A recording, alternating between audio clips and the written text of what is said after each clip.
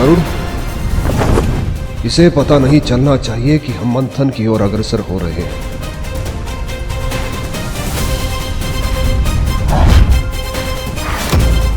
ऐसा क्यों लगा जैसे कोई था यहाँ?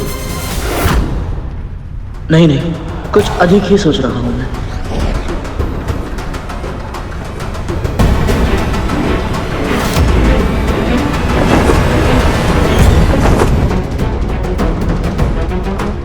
जब तक विष्णु जी की बारात लक्ष्मी के महल तक नहीं पहुंच जाती, तब तक किसी न किसी रीति के कारण किसी न किसी का आवागमन होता रहेगा।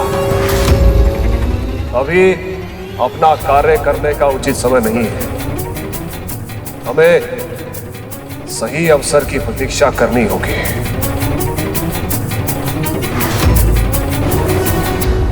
मूषक जी, शीघ्रता कीजिए, मुझे विवाह में होने वाली अटखेलियों और भोजन का आनंद उठाना है। प्रभु, आप तो बिना कारण ही इतने उत्साहित हो रहे हैं।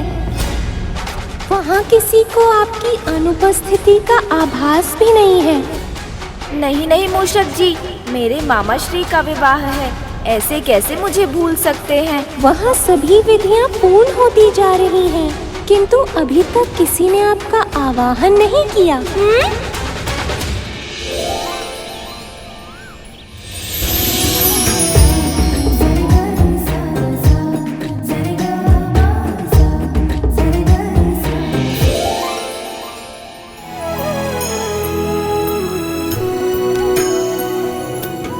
सखी है तो यहाँ, पर यहाँ होकर भी नहीं। सही कहा देवी, इनका मन तो कहीं और ही है। हमें कुछ ऐसा करना चाहिए जिससे इनका वो भटकता हुआ मन यहाँ खींचा चला आए। मैं चेष्टा की थी देवी, पर इसमें तो मैं भी असफल हो गई। मेरा नृत्य देखकर देवता भी अपनी सुध-बुध खो बैठते हैं, पर जिसे हरि ने हर लिया हो, उसे भला मेरी कला कैसे जीत पाएगी।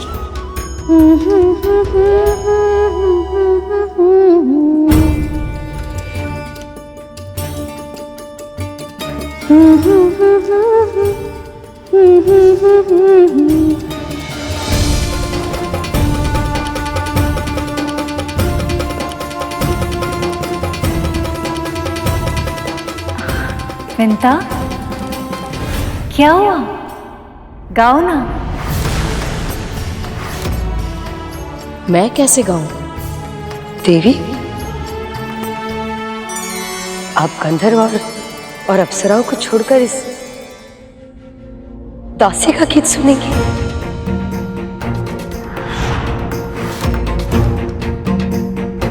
हाँ, मेरा मन तो यही है।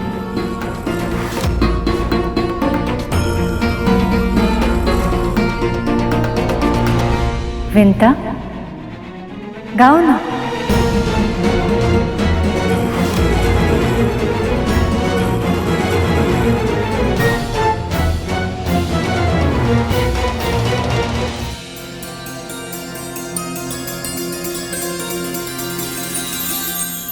सबका ध्यान अपनी ओर केंद्रित करना बहुत अच्छे से जानती है ये विंता।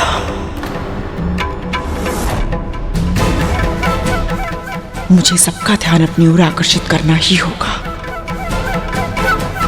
बिल्कुल नहीं, विंता को सदैव सब कुछ मिले, ये मैं नहीं होने दूंगी। कुछ भी करके मुझे सबका ध्यान अपनी ओर आकर्षित करना ही होगा।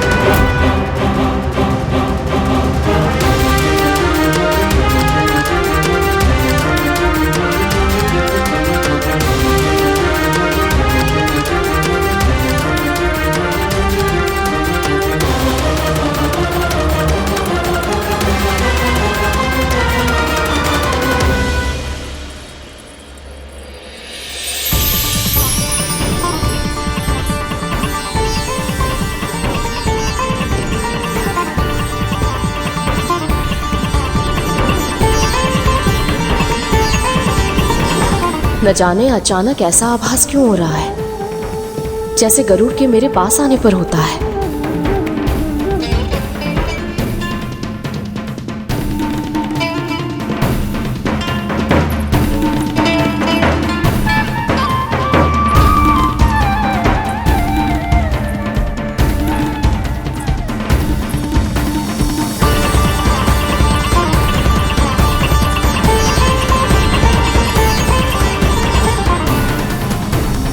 गरुड़,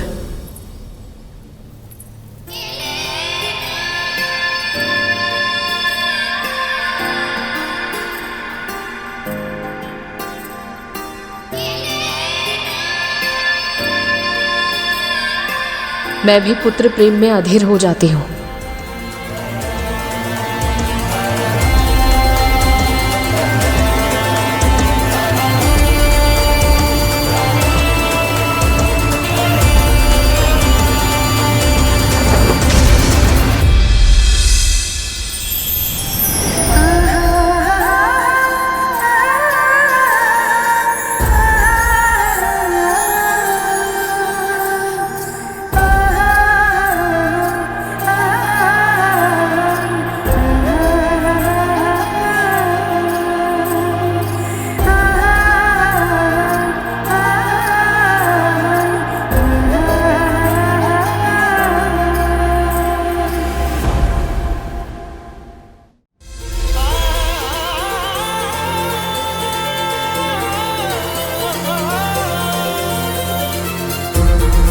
धन्यवाद हरि, हमारे मिलन के उत्सव में आपने माँ पुत्र की मिलन की भी प्रसन्नता जोड़ दी।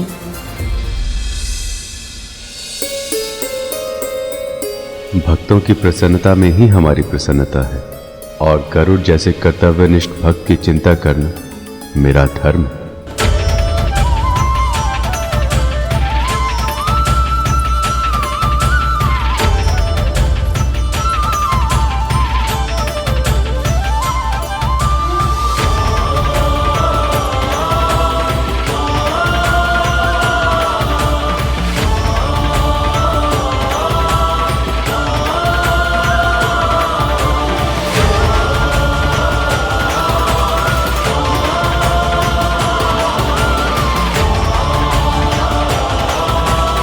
यही तो असली कारण था गरुड़ को हल्दी लेकर भेजने का।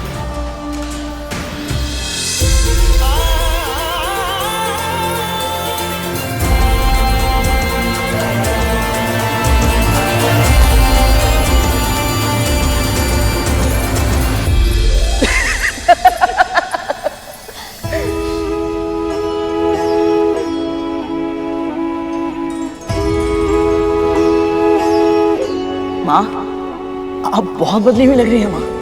आज से पहले मैंने आपको इतना प्रसन्न, इतना मुक्त कभी नहीं देखा। सच में माँ, पहले आपकी हंसी में भी एक झिझक हुआ करती थी, एक अनजाना सा भय सदैव आपके आसपास रहता था, परंतु आज आपके मन का उल्लास आपकी आंखों में दिखाई दे रहा है माँ। ये सब तेरे कारण हुआ है गरुड़। यदि तूने विवश नहीं किया होता तो मैं यहाँ आने की कल्पना भी नहीं कर पाती। नहीं माँ, ये आपकी पूजा, आपकी साधना का फल है।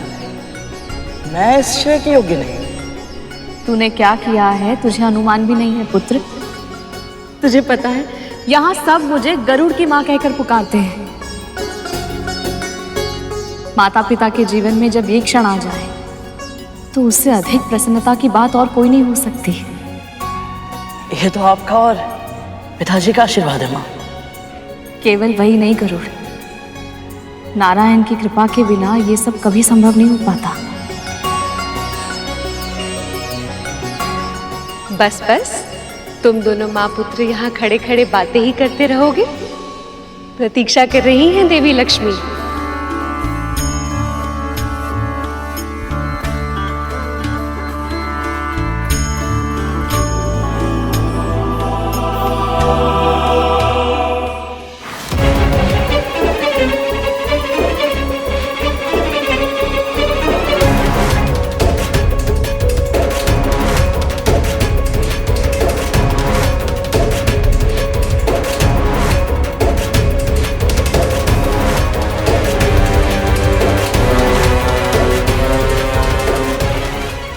शेषनाग भी तो विष्णु के प्रिय है ना, फिर उन्होंने इसको क्यों चुना, इस बकिए को? विष्णु जी की झूठी हल्दी लक्ष्मी जी तक पहुंचाने के लिए। जैसा पुत्र है वैसी ही माँ है। पहले इसके पुत्र ने वैकुंठ में मेरे पुत्र का अधिकार छीना, और अभी एक दासी होकर भी मेरे भाग का माता छीन रही है।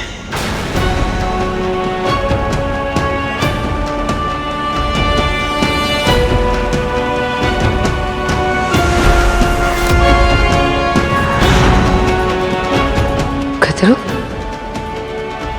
हमारे चेहरे पे एक और दाग। इस तरह से विवाह में जाओगे तुम? जब जब विंता के बारे में कुछ बुरा बोलती हो, ये मेरे मुख पर चुन्ने कैसे आ जाते हैं? आपके भीतर का रोग है देवी, जो बाहर प्रकट हो रहा है। कृपया अपने मन की शुद्धता पर ध्यान दीजिए। नारायण नारायण।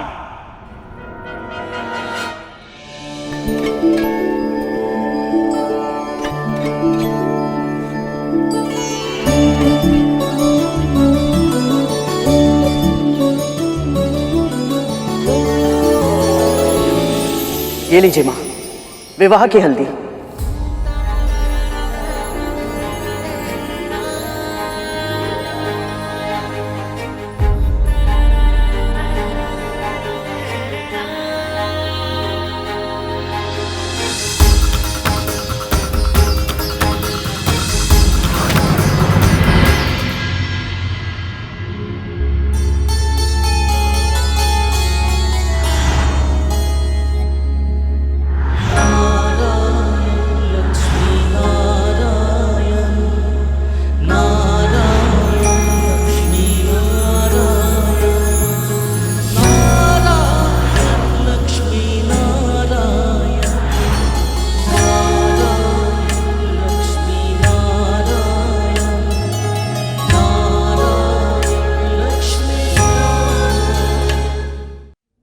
कल्पना कर रही हैं सखी कि नारायण से लगाकर कैसे लग रहे होंगे? कल्पना करने की क्या आवश्यकता है जब उनके दूत यहीं पर हैं? गरुड़, वर्णन करो पुत्र।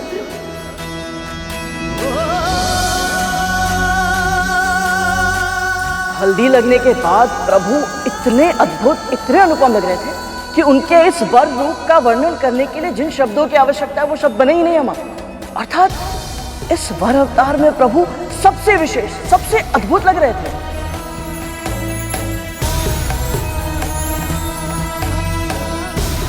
तुम्हारे यहाँ आने का एक बहुत बड़ा लाभ हुआ है गरुड़। देवी लक्ष्मी के मुख पर मुस्कुराहट तो आई।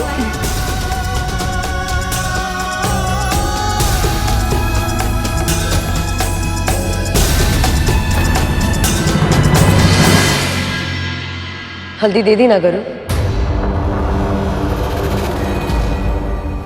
अब जाओ।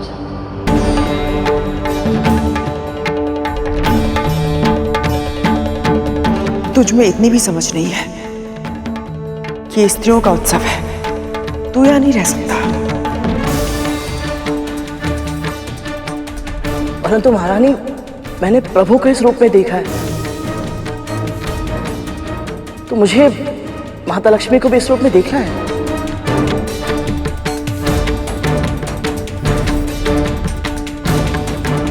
इस उत्सव के नियम तो यही कहते हैं गरुड़ कि तू यहाँ नहीं रह सकता।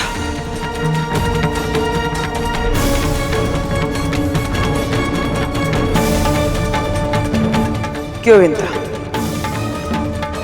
कुछ अनुचित कहा मैंने?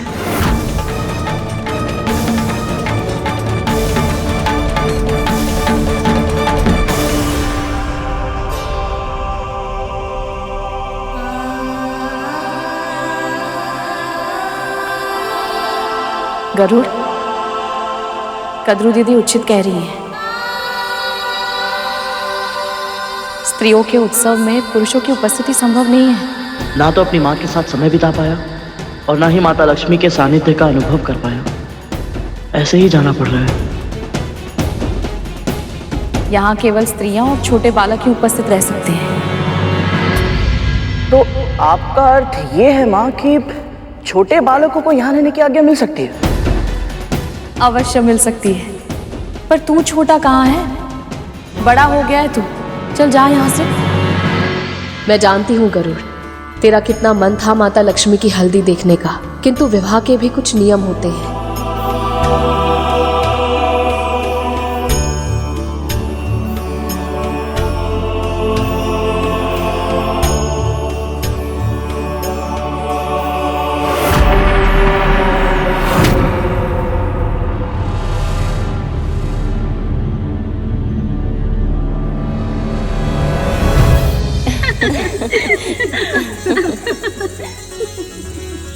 चलो, शुभ हल्दी की बेला निकली जा रही है।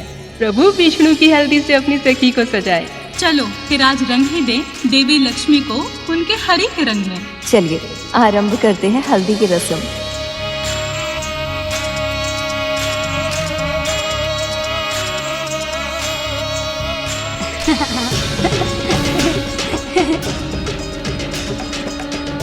माँ,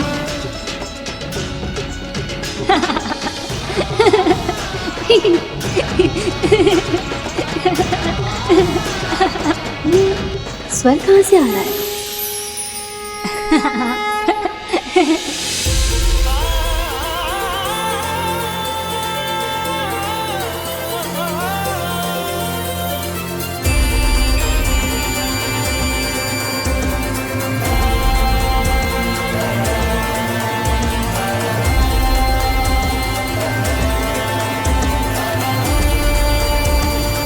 अरे गरुड़, तुम छोटे बच्चे बन गए, हाँ?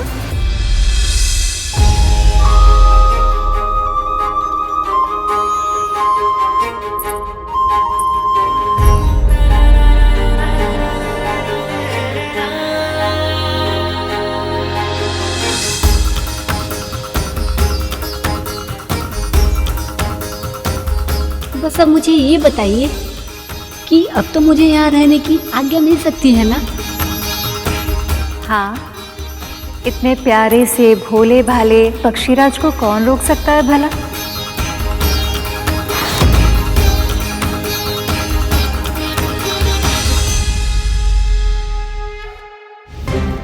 अच्छा है, गरुड़ यहाँ रहेगा तो मैं इस पर नजर रख पाऊंगी और मेरे पुत्रों को मंथन में कोई रुकावट नहीं आएगी।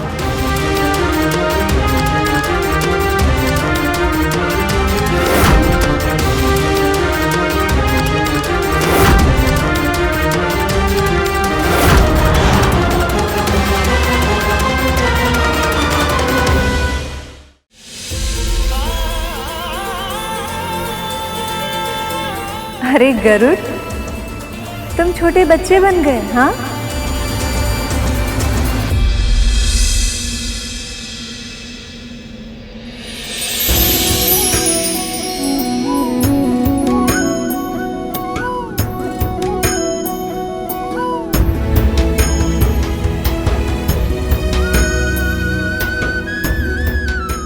इतना आश्चर्य मत कीजिए माँ, ये तो बाल खिली ऋषियों के आशीर्वाद का प्रताप है।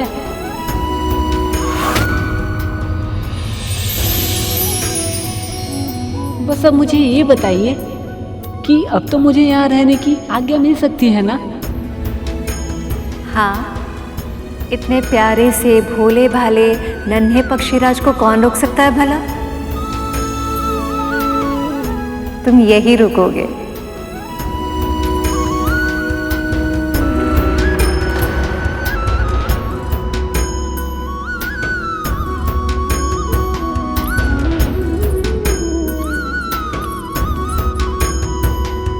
माँ, हल्दी क्यों लगाते हैं?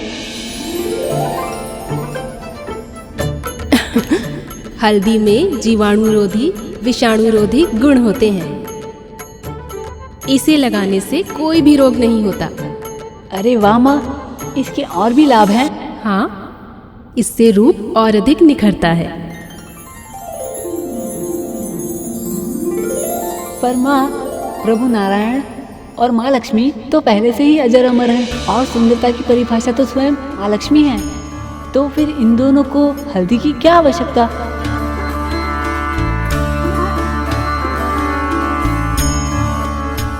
प्रश्न तो बिल्कुल सही पूछा है गरुड़ ने। हाँ देवी, बताइए ना। सत्य तो ये है कि हल्दी का गहरा संबंध मेरे पुत्र से भी है। सबसे पहले मैंने इसी हल्दी से गणेश को उसका आकार दिया था।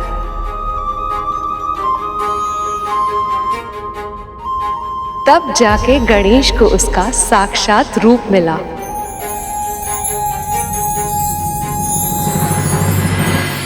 गणेश तो परब्रह्मा है और ऐसे में इसी हल्दी ने उन्हें अपने साकार रूप में आने में सहायता की थी।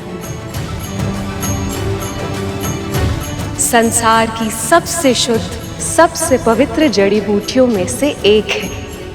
इसके अगणित गुण हैं जो किसी भी व्यक्ति को स्वस्थ, दीर्घायु और रोग मुक्त बना सकते हैं। संसार के जनजीवन कल्याण के लिए इसका प्रचार प्रसार बहुत आवश्यक था और इसीलिए विवाह से पहले हल्दी की ये प्यारी सी रीति बना दी गई जिससे सबको लाभ हो।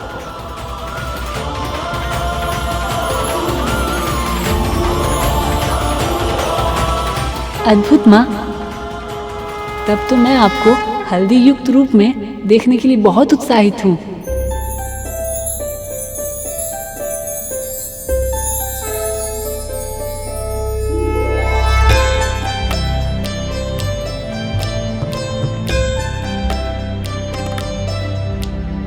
सुमनत वंदित सुंदरी माधवी चंद्र सहोदरी है ममाए, मुनि गण वंदित मोक्ष प्रदायनी मंजुल भाषिणी वेदनुते, पंकज वासिनी देव सुपूजित सद्गुण वर्षिणी।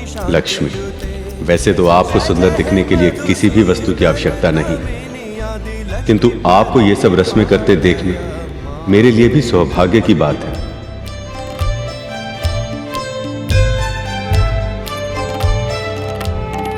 ऐकली कल्मष नाशिनी कामिनी वैदिक रूपिणी वेदमाए, क्षीर समुद्भव मंगल रूपिणी मंत्र निवासिनी मंत्र नुते, मंगलदायी। लक्ष्मी, आपको वधु रूप में देखकर आपसे पुनः विवाह करने के लिए मैं और भी आतुर हूँ। भार्गवी मंत्र स्वरूपिणी मंत्रमय, सुरगण पूजित शीघ्र फल प्रद ज्ञान विकासिनी शास्त्र ने। जब भी कोई स्त्री हल्दी और विवाह की सारी रस्में निभाएगी, उसमें सारा समाज आपकी छवि देखेगी और वो घर की लक्ष्मी कहलाएगी।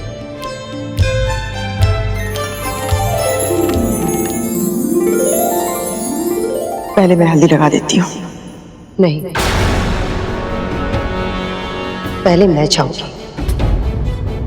और वैसे भी हमने साथ में प्रवेश किया था और मेरे पुत्र मंथन में देवताओं के साथ है तो मेरा अधिकार पहले बनता है।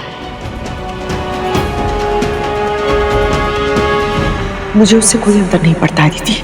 मैंने कहा ना खतरो, पहला अधिकार मेरा है।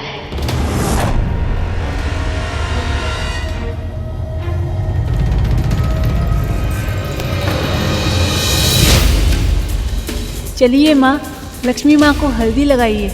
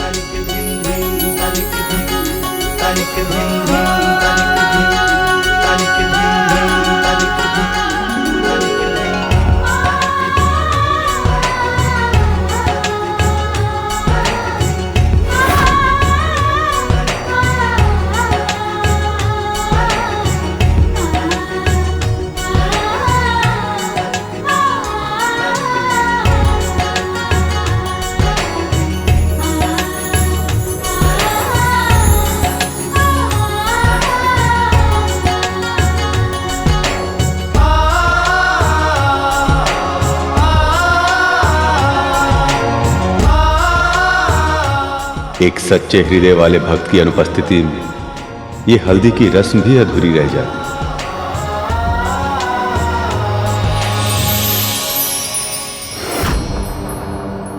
निश्चल होकर अपनी बारी की प्रतीक्षा करने के स्थान पर तूने फिर से मेरा अधिकार छीन लिया।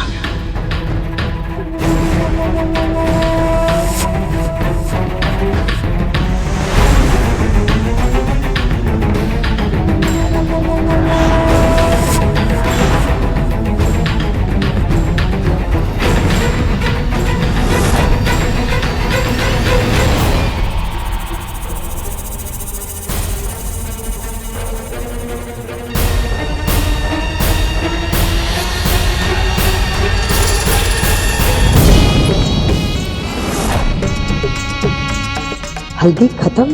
फिर से इस तासी ने भोलेपन का नाटक करके मेरा अपमान करवाया।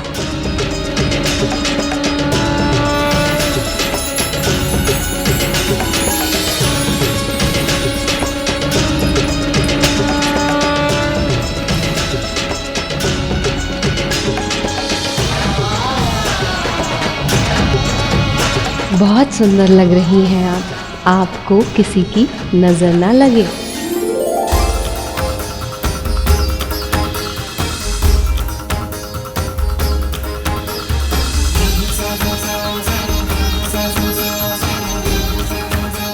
हम दोनों का रंग तो एक हो गया है लक्ष्मी। अब बस उस समय की प्रतीक्षा है जब हम फिर से एक हो जाएंगे। उसी क्षण की प्रतीक्षा तो मैं भी कर रही हूँ प्रभु।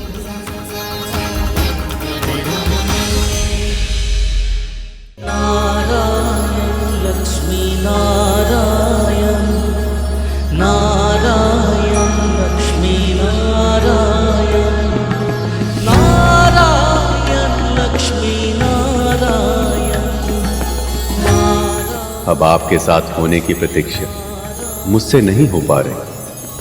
आशा करता हूं ये विवाह कुशल मंगल तरीके से हो जाए। आपने मेरे मन की बात कह दी हरि। ये आप भी जानते हैं ये विरह के क्षण मेरे लिए कितने कठिन हैं। जग के पालक है नारायण लक्ष्मी नारायण नारायण लक्ष्मी नारायण नारायण लक्ष्मी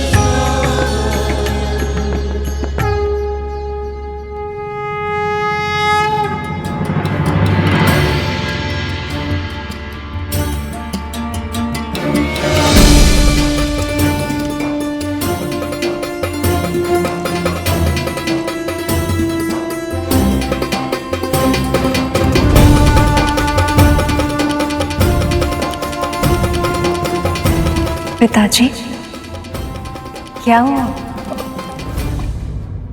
कुछ नहीं पुत्री, सब ठीक है। विवाह की सारी तैयारियां हो चुकी है, बस अब शीघ्र ही। पिताजी बताइए ना क्या हुआ? हर एक पिता की तरह अपनी पुत्री के हाथ पीले करना मेरा भी स्वप्न था, पर जब आज आपके हाथ पीले होते देखा तो ऐसा लगा जैसे मेरे हृदय का एक भाग शीघ्र ही टूटकर बहुत दूर जाने वाला है। जब पुत्री बड़ी हो जाती है तो मां उसकी सखी बन जाती है, पर न जाने क्यों पिता और पुत्री के बीच संवाद कम पड़ने लगते हैं, शब्द कम पड़ जाते हैं। पुत्री एक पिता बहुत कुछ कहना चाहता है अपनी पुत्री से, लेकिन कह ही नहीं पाता, और विवाह के इन भावुक पलों में सभी भावनाएं आंसू बन करके बह जाती हैं।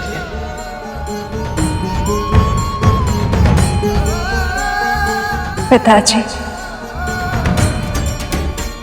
मैं बहुत सौभाग्यशाली हूँ कि आप मेरे पिता हैं। आपने अपनी इच्छाएं मुझ पर नहीं थोपी। मेरे मन को समझा, मेरी इच्छाओं को समझने का प्रयास किया और मुझे अपना चुनाव स्वयं करने के योग्य बनाए। आप लोग ऐसे भावुक होकर आंखों से जलधारा ही बहाते रहेंगे? या इस बालक को कुछ खाने को भी देंगे। भूख लग रही है मुझे।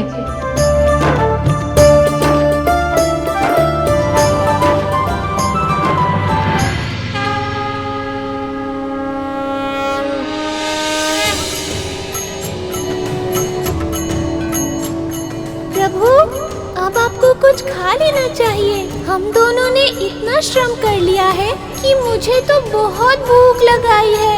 आपको भी लग रही होगी, है ना प्रभु? चिंता मत कीजिए मूषक जी, हम दोनों पेट भरकर भोजन करेंगे। बस एक बार वहाँ पहुँच जाएं, वहाँ सभी मेरी प्रतीक्षा कर रहे होंगे। मुझे भोग लगाए बिना कोई खाता नहीं है ना, इसलिए। सच में प्रभु? वैसे आपको क्या लगता है कौन कौन से पकवान बने होंगे वहाँ? वो तो मैं ऐसे ही बता सकता हूँ। मैं अभी अपनी अंतर्दृष्टि से देखता हूँ कि वहाँ क्या चल रहा है।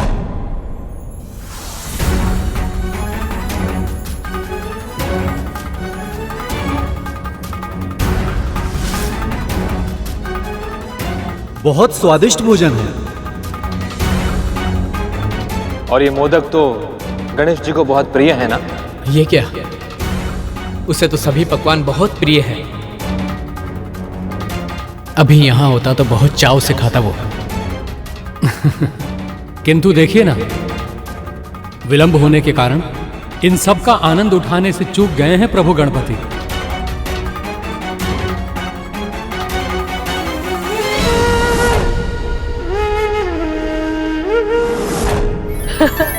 ये लो पुत्र, ये मोदक मेरे पुत्र गणेश को बहुत प्रिय है, तुझे भी अच्छे लगेंगे।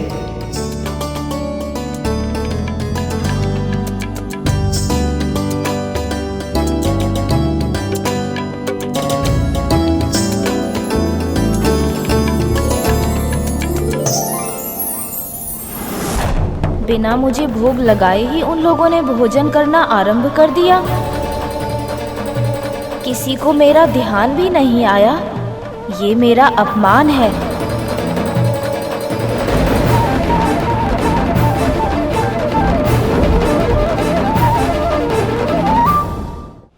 क्या हुआ प्रभु? भोग के लिए भी आपकी प्रतीक्षा नहीं की? तो क्या वो सब आपको सच में भूल गए? ऐसा नहीं होना चाहिए था मूषक जी। पिताश्री, विष्णु मामा श्री, ब्रह्मदेव सभी ने स्वयं मुझे परब्रह्म की संज्ञा दी थी।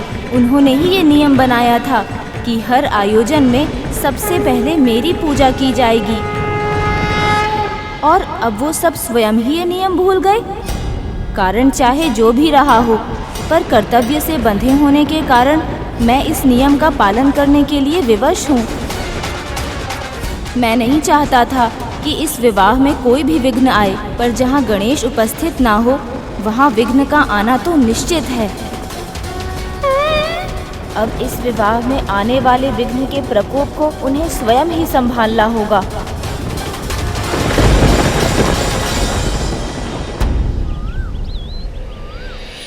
करुण, हल्दी उत्सव में रुककर तुमने बहुत अच्छा किया।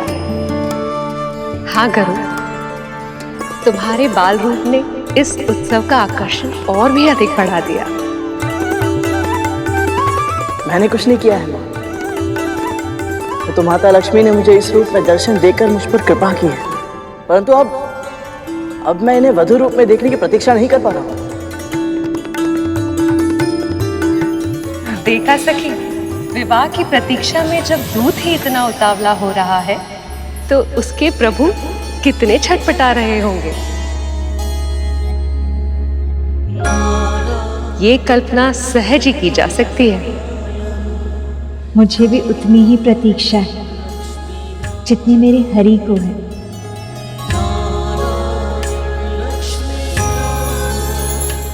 माँ, यहाँ से जाने का तनिक भी मन नहीं करता, परंतु वैकुंठ में बारात की तैयारियां करनी है मुझे, इसलिए जाना होगा। आज्ञा दीजिए। कल्याण हो पुत्र। प्रभु की सेवा में तू अपना हर दायित्व पूरी कुशलता के साथ निभाए, यही आशीर्वाद है मेरा।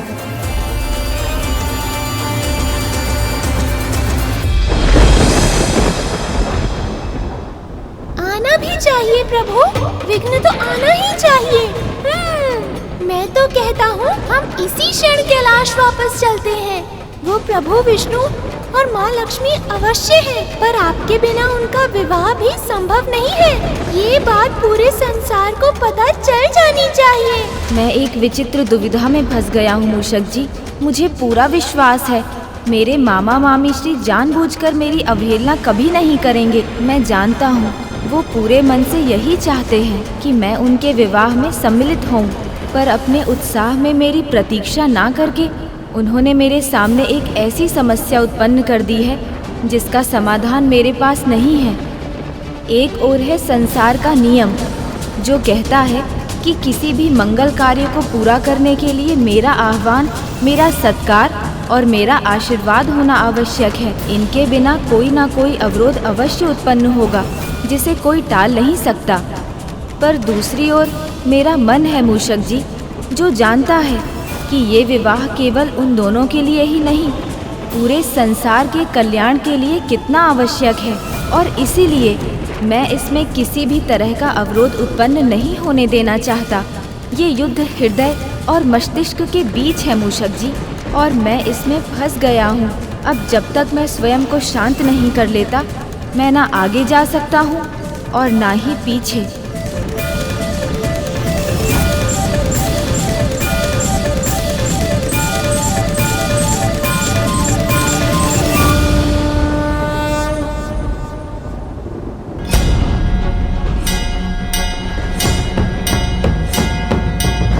प्रभु तो स्वयं को शांत करने के लिए समाधि में बैठ गए, पर मैं अपने प्रभु का इतना घोर अपमान देखकर स्वयं को शांत कैसे करूं? मैं अपने प्रभु के अपमान का प्रतिशोध अवश्य लूंगा। मेरे प्रभु के अपमान का दंड मैं विघ्न के रूप में दूंगा।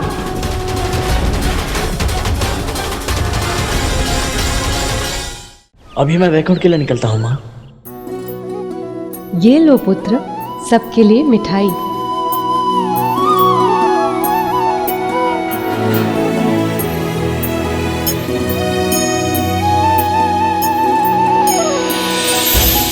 सदैव सुखी रहो।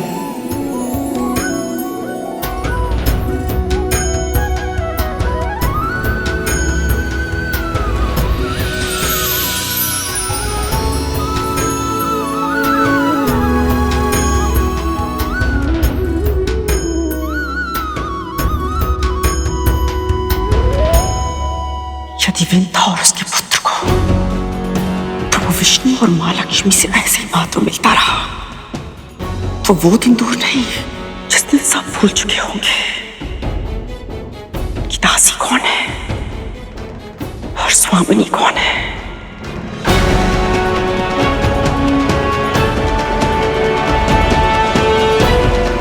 कद्रू, तुम्हारे चेहरे पे एक और दाग। ऐसा नहीं लगता कि जब भी तुम विंता और गरुड़ के बारे में कुछ गलत बोलती हो, तुम्हारे चेहरे पे धब्बा आ जाता है। ये आपके भीतर का रोग है देवी, जो बाहर प्रकट हो रहा है।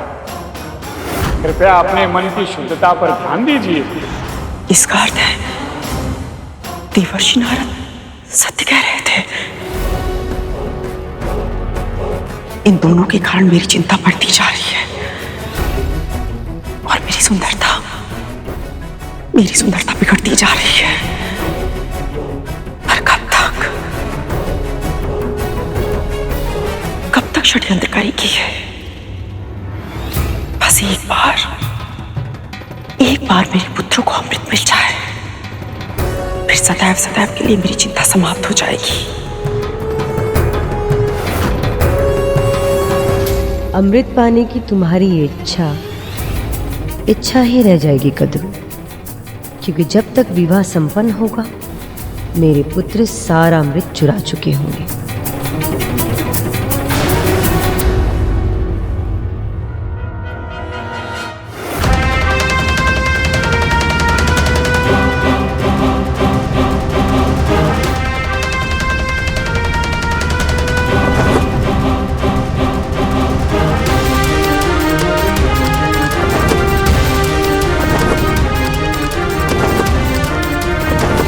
लगता लगता है गरुड़ अब वैकुंठ लौट रहा है, कहीं वो अब हमें देख न ले।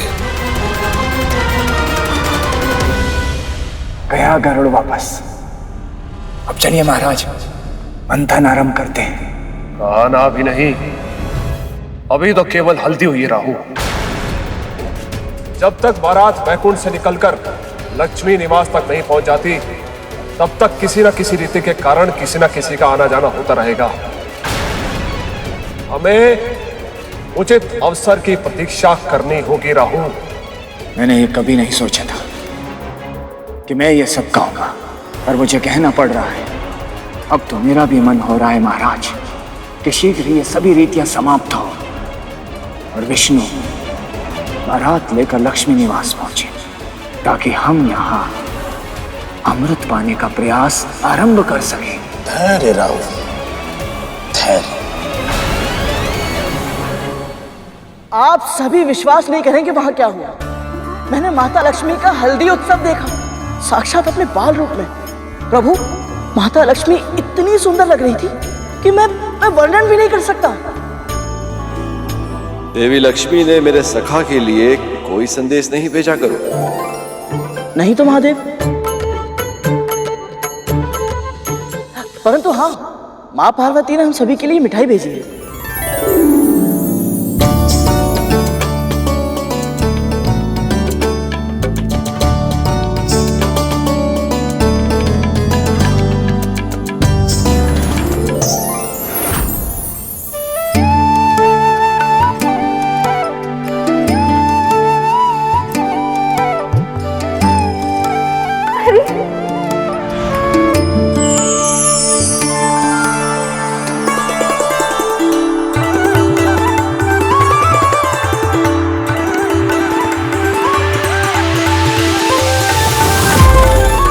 क्या हुआ प्रभु? सब जानकर भी अनभिज्ञ बन रही हैं देवी। ऐसा नहीं है प्रभु, मैं आपकी भावनाएं समझ सकती हूँ, पर क्या देवी? मैं आपको साक्षात देखना चाहता हूं, आपसे भेंट करना चाहता हूं। प्रभु, आप तो अधैर्य हो गए। और आप नहीं हो रहे। सत्य कहिए देवी, क्या आपका मन नहीं करता कि आप प्रत्यक्ष रूप में मुझे देखें? मेरे मन में उठती भावना तरंगों का अपने हृदय सागर में अनुभव कर, विरह के वर्षों का कष्ट साझा कर, भविष्य सुख की आशा का संबल दे। कहिए लक्ष्मी, क्या आप नहीं चाहते कि हम दोनों आमने सामने हों और कुछ क्षण एक दूसरे से बातें करें?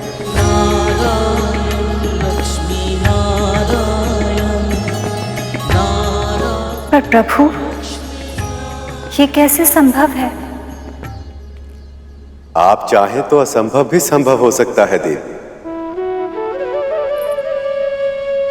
कैसे प्रभु? हल्दी लग चुकी है, अब कोई भी मुझे आपसे मिलने की अनुमति नहीं देगा।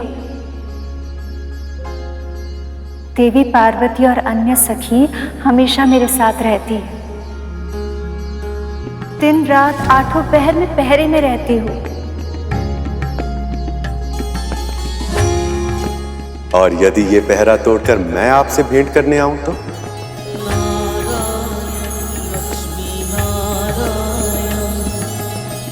पहले पहरा तोड़ कर तो दिखाइए।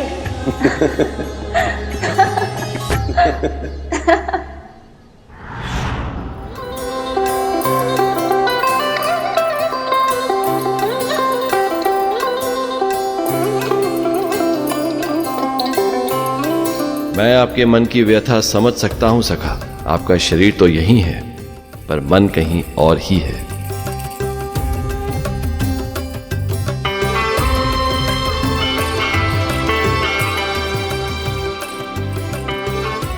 मैं समझ रही हूँ सखी, तुम्हारा मन भैया विष्णु के पास ही है, किंतु आप चिंता ना करें। शीघ्र ही भैया बारात लेकर आएंगे और आपसे विवाह करके ले जाएंगे। फिर जी भर के निहारते रहिएगा उन्हें।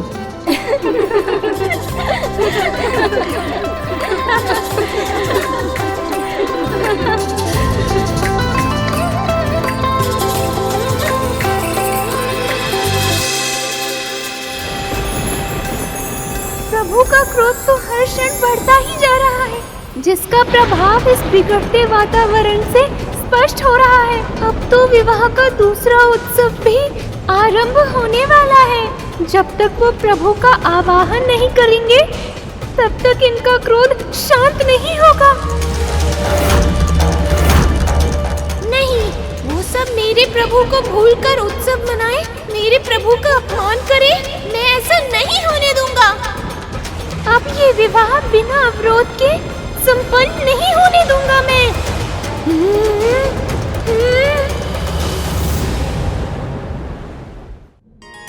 लक्ष्मी ने चुनौती दी है मुझे कि यदि मैं पहरा तोड़कर उनसे भेंट कर पाऊं तो करके दिखाऊं।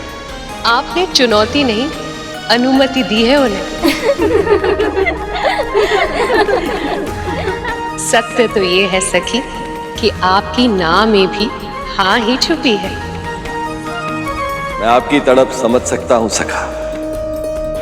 मुझे यह भी अनुमान है कि देवी लक्ष्मी भी आपसे मिलने के लिए उतनी ही व्याकुल होगी, परंतु ये मिलन कठिन होगा सखा। कठिन नहीं, असंभव होगा, क्योंकि आपके चारों ओर पहरा मैं स्वयं दूंगी। पर क्यों महादेव? माँ पार्वती क्यों नहीं चाहेंगी कि प्रभु विष्णु और माता लक्ष्मी की भेंट हो पाए? इतने लंबे समय से आप प्रभु से और प्रभु आपसे नहीं मिले हैं। यदि वो एक बार मिलना चाहते हैं तो इसमें समस्या क्या है देवी? समस्या ये है कि जब मेरा और पार्वती का विवाह हुआ था तो मेरी भी इच्छा हुई थी देवी पार्वती से इसी प्रकार भेंट करने की, पर तब ऐसे ही सखी ने हमारे चारों ओर पहरा दिया था और इस कार्य में उनका साथ दिया था भैया विष्णु ने। अपने प्रिय से भेंट करने के लिए मैंने अद्भुत योजना रची थी और मेरे इसी अतिरिक्त प्रयास ने हमारे मिलन के क्षण को और भी अधिक विशेष बना दिया था। जो सहज मिल जाए उसका मूल्य समझ नहीं आता।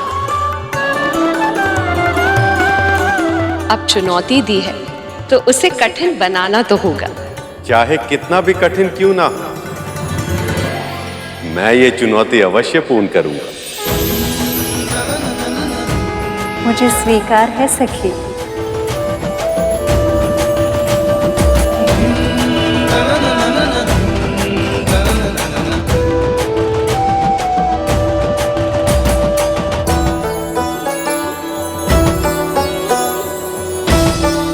मुझे कोई चिंता नहीं है प्रभु, क्योंकि मुझे पूर्ण विश्वास है आप जो ठान ले उसे पूरा होना ही है।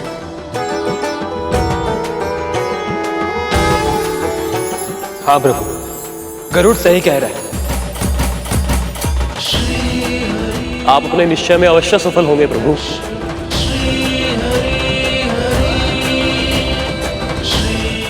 स्वयं देवी लक्ष्मी ने चुनौती दी है और पार्वती जी पहरा दे रही हैं। ऐसे में कैसे पूरी हो पाएगी ये चुनौती?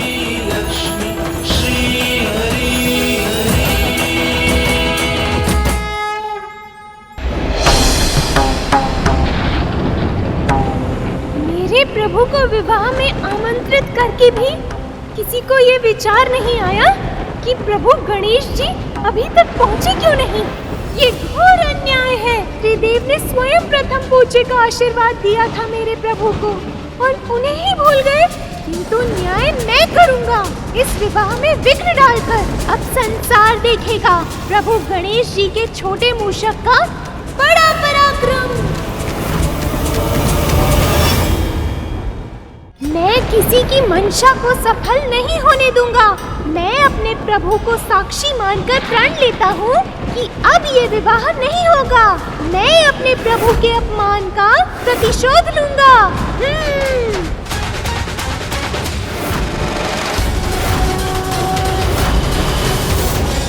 प्रभु विष्णु के विवाह के दूसरे उत्सव की सबको बहुत बहुत बधाई। नारायण नारायण। अरे वाह, आलते का रंग तो बड़ा गहरा प्रतीत हो रहा है। सही कहा आपने अग्निदेव, रंग बिल्कुल प्रभु नारायण और माता लक्ष्मी के प्रेम जितना गहरा है।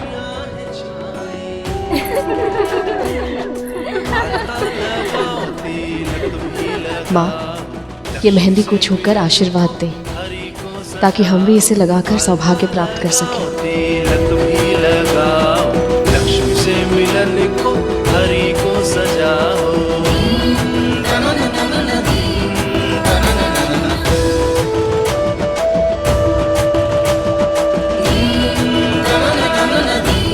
वैसे माता लक्ष्मी की मेहंदी तो रंग लाएगी ही, प्रभु विष्णु इनसे इतना प्रेम जो करते हैं।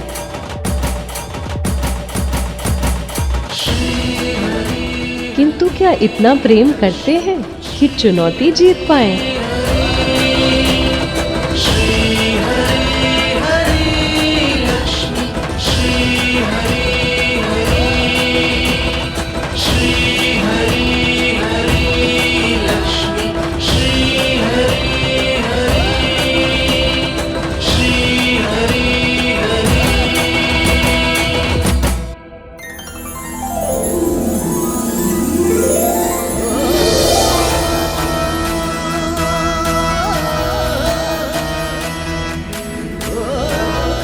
ये हुई ना बात। अब विंता ने किया दासू वाला कार्य। क्यों कद्रू, अब तो प्रश्न होना था।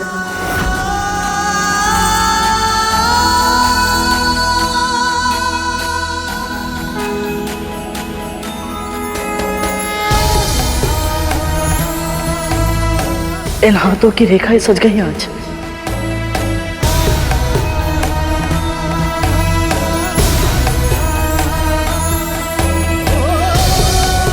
माँ लक्ष्मी की छुई मेहंदी मुझे लग गई। सारा जीवन ही शुभ हो गया आज।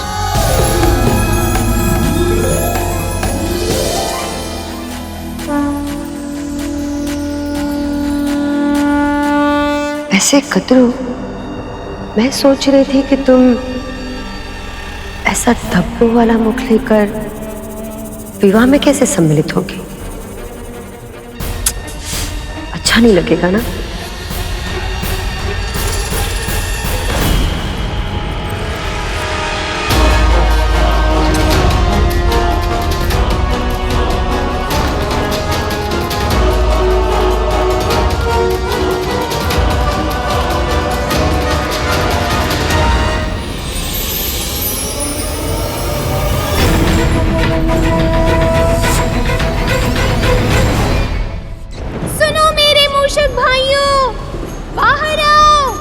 मुझे तुम्हारी सहायता की आवश्यकता है।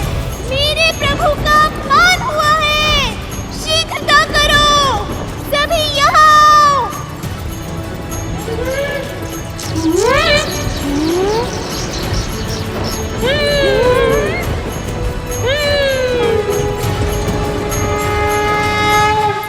पुत्री, विवाह का जोड़ा पहनने से पहले आपको सभी शुभ वस्तुओं के साथ मंदिर जाकर देवी माँ की पूजा करनी चाहिए।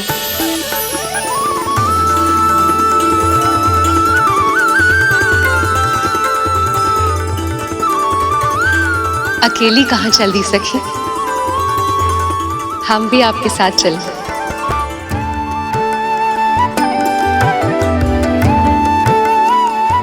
हम भी चलें? नहीं कद्रू, रहने देते हैं। वैसे भी बहुत थक चुके हैं और ये लोग तो वापस लौटने ही वाले हैं। लक्ष्मी मंदिर जा रही है जहां उनकी सखियां उन पर कड़ी निगरानी नहीं रख पाएंगी। यही सही अवसर है उनसे भेंट करने का।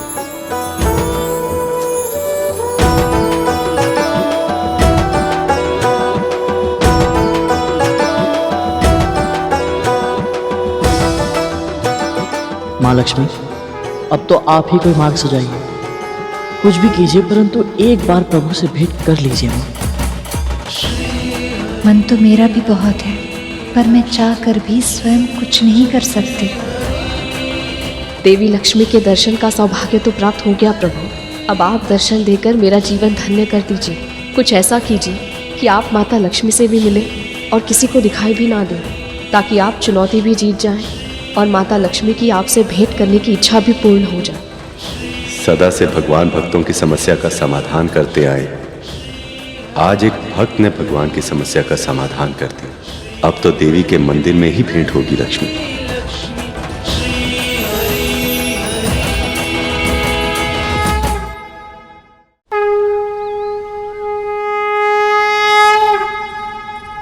नमो नमो महाशक्ति मां, खड्गधारिणी धर्मधारिणी, हम सबकी विनती सुनो मां। नमो नमो परशक्ति। देवी ललिता, मेरा प्रणाम स्वीकार करें।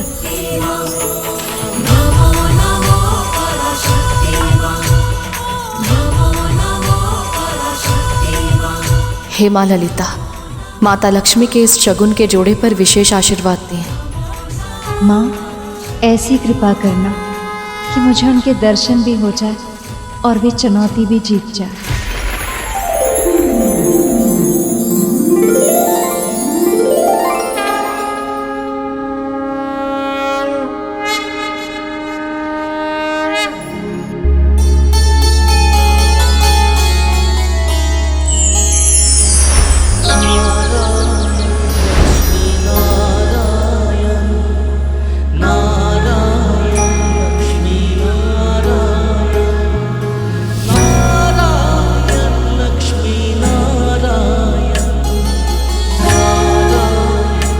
लगता है प्रभु विष्णु आ गए।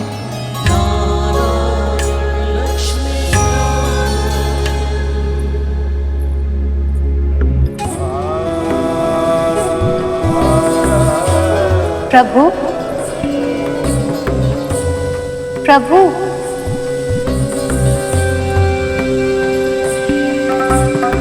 प्रभु, कहाँ है आप प्रभु? प्रभु, आपने चुनौती दी थी प्रिय, मैं आपका कहा ना मानता। ऐसा हो सकता था क्या भला? पर अब जब मैं आपको देखकर आनंद रस में डूब रहा हूं, तो इस लुका छिपी में भी एक अलग ही आनंद आ रहा है। पीपल का पेड़, इसमें तो प्रभु विष्णु निवास करते हैं।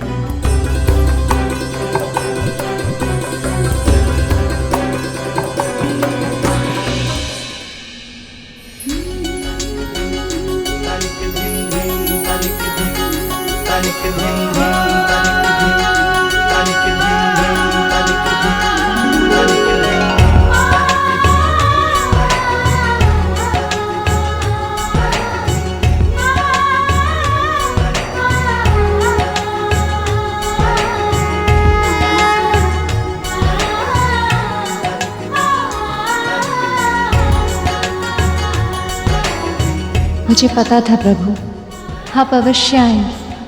अपने प्रिय की बात खाली नहीं जाने देंगे आप।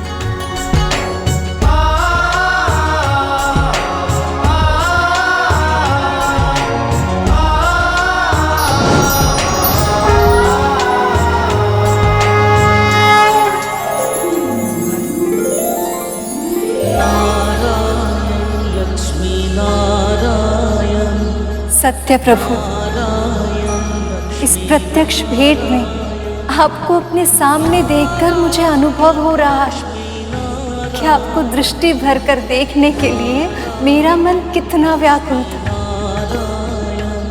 मैं तो वर्णन भी नहीं कर सकती। आपके दर्शन पाकर मेरा हृदय हर्ष से भर गया।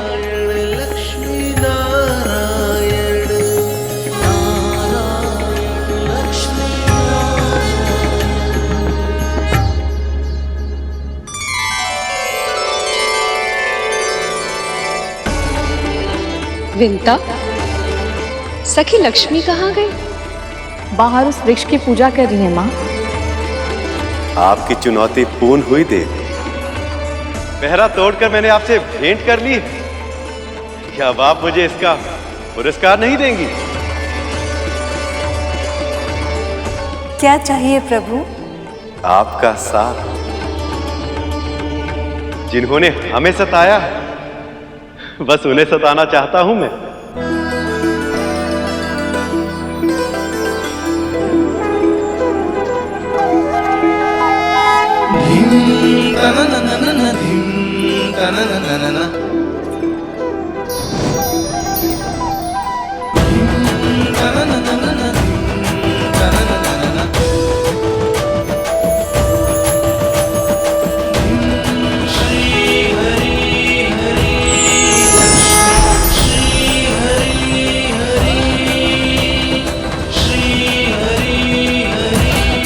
विंता, सखी तो तुमने कहा यहीं पर थी, यहाँ पर तो नहीं दिख रही। अभी तो यही थी।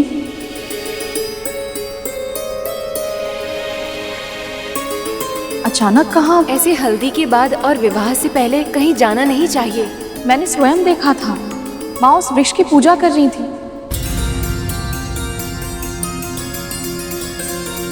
नीम और पीपल का पेड़। जब हम यहाँ पर आए थे तब तो ये वृक्ष यहाँ पर नहीं था।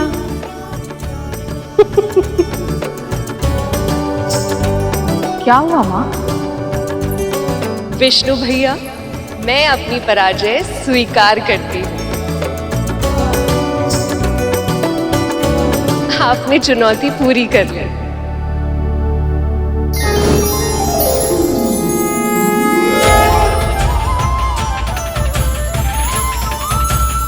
प्रभु विष्णु स्वयं मेरे समक्ष।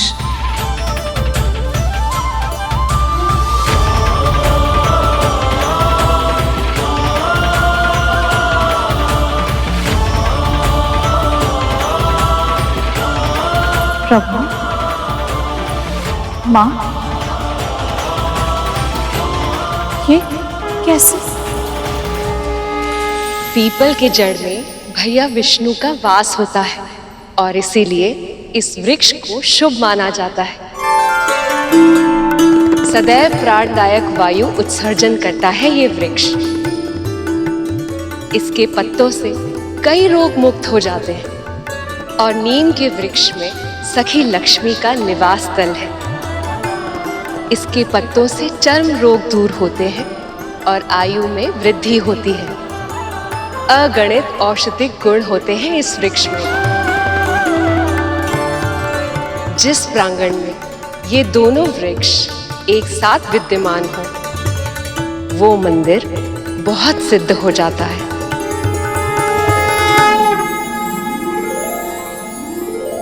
माँ, प्रभु, मुझे आपके संयुक्त वृक्ष रूप के दर्शन करने का सौभाग्य मिला। धन्य हो गई मैं। अब बस यही इच्छा है आपके ये दोनों रूप सदैव साथ रहें। लक्ष्मी नारायण जग के पालक हैं। नारायण अब भेंट करनी हो तो शीघ्र ही बारात लेकर आइए।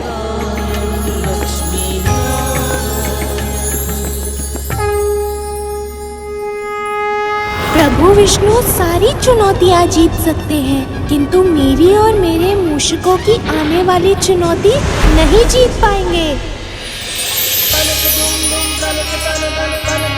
मैंने प्रभु के वस्त्र और आभूषण तैयार कर दिए हैं। वहाँ माँ भी लक्ष्मी माता के लिए तैयारी में व्यस्त होंगी। सोचा नहीं था इस जीवन में मुझे प्रभु विष्णु और माता लक्ष्मी के दर्शन होंगे। गरुड़ के कारण मेरा पूरा जीवन सफल हो गया। ऐसा पुत्र ईश्वर सभी को दे।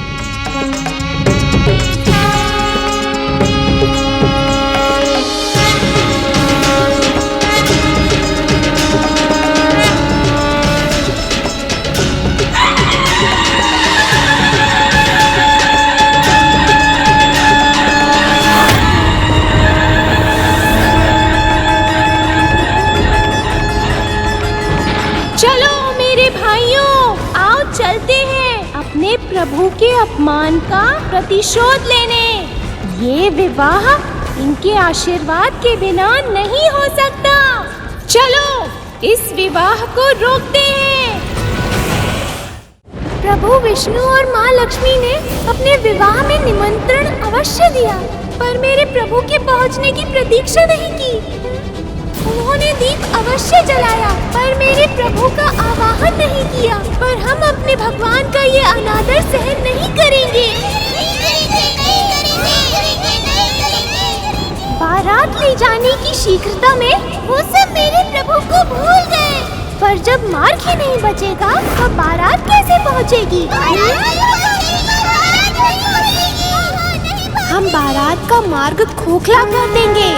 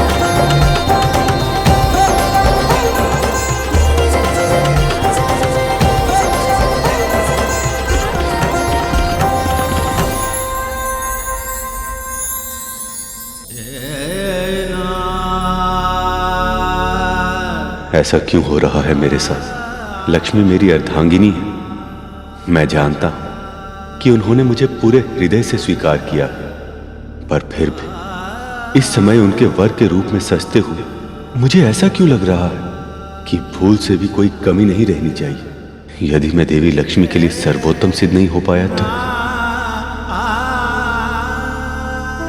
स्वामी ने मुझे अपने हृदय में स्थान दिया है। मुझे एक बार देख पाने के लिए कितने यत्न किए हैं इन्होंने, पर अब जब हमारे मिलन का क्षण निकट है, मेरा हृदय इतनी तीव्र गति से क्यों धड़क रहा है? अनंत काल से हम दोनों एक दूसरे के साथ हैं, तो फिर मेरा मन इतना व्यग्र क्यों है, जैसे वो मुझे पहली बार देखने आ रहे हैं।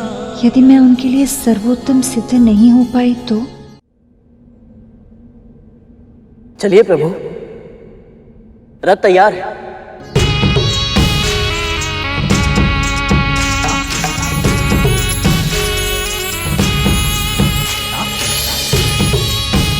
गरुड़ तुम्हारी दृष्टि में खुद को देख के थोड़ा प्रोत्साहित महसूस कर रहा हूं। प्रभु की बारात निकलने का समय आ गया है। आपके मिलन का क्षण आ पहुंचा है।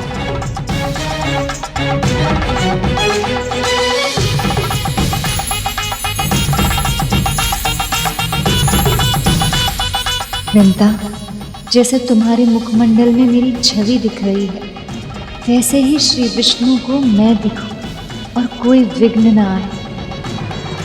जाओ मेरे मूषको, प्रभु विष्णु और माता लक्ष्मी के मिलन में विघ्न उत्पन्न करो।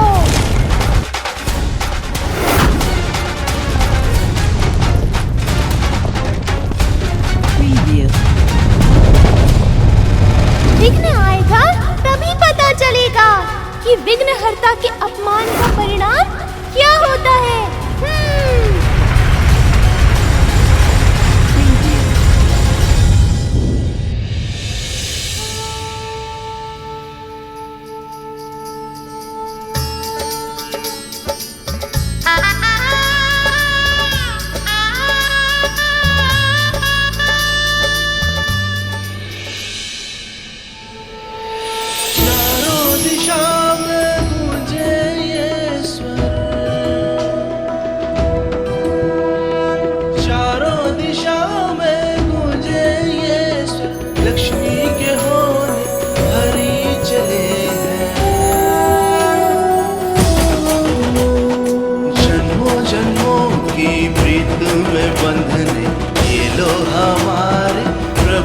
चले हैं जन्मों जन्मों की प्रीत में बंधन।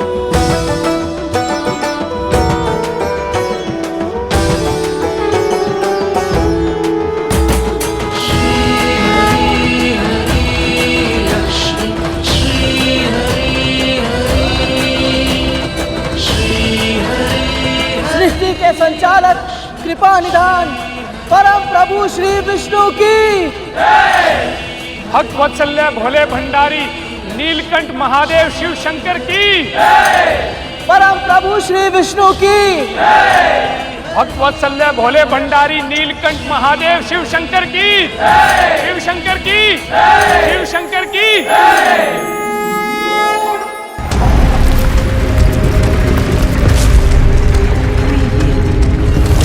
शीघ्रता करो, प्रभु विष्णु की बारात इसी मार्ग से जाएगी।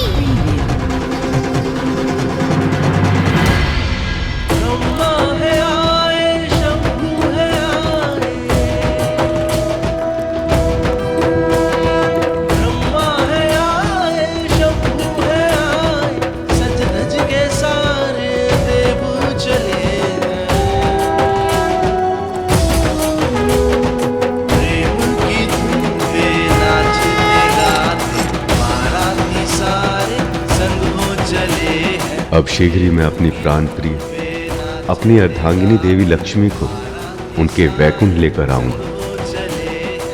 शीघ्र आ जाइए प्रभु, इस पल के लिए मैंने बहुत प्रतीक्षा की।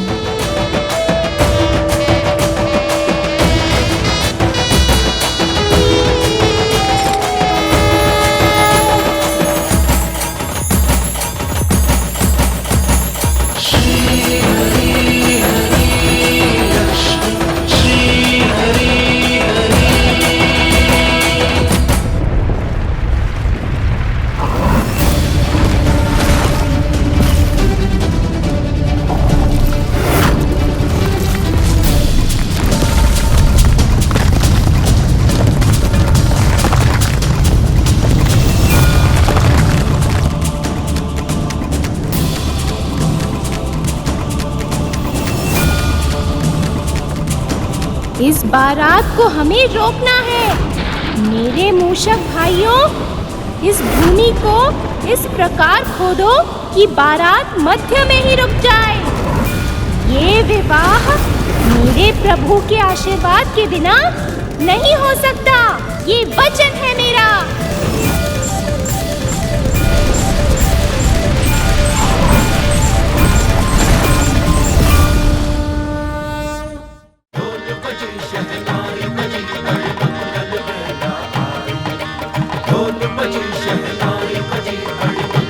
जाओ मेरे मूषको, विघ्न आएगा तभी पता चलेगा कि विघ्नहर्ता के अपमान का परिणाम क्या होता है।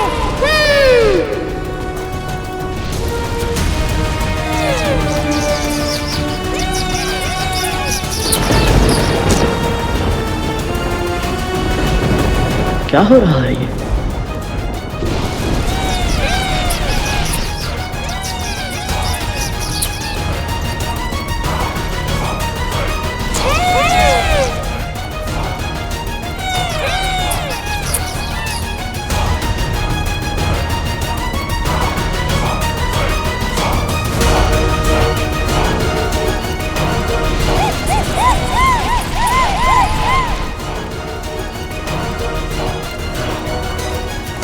अब शीघ्र ही मेरे मूषक बारात का मार्ग खोखला कर देंगे और बारात फंसी रह जाएगी।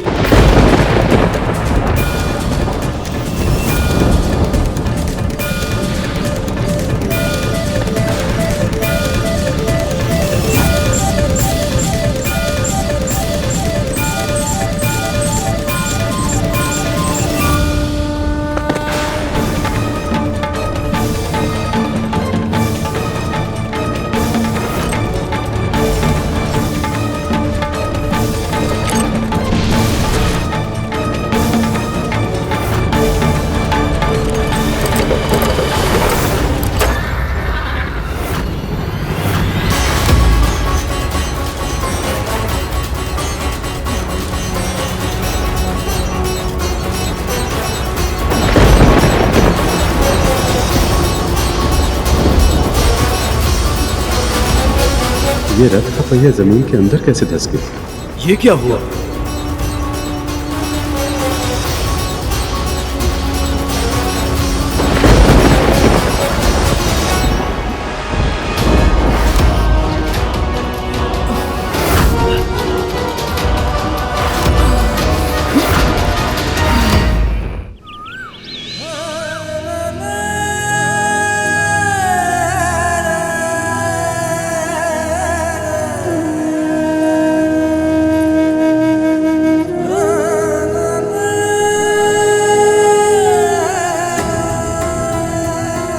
अभी तक बारात आई क्यों नहीं?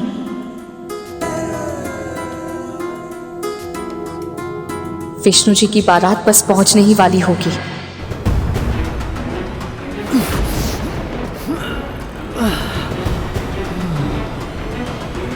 वायुदेव, अग्निदेव, अवश्य देवराज।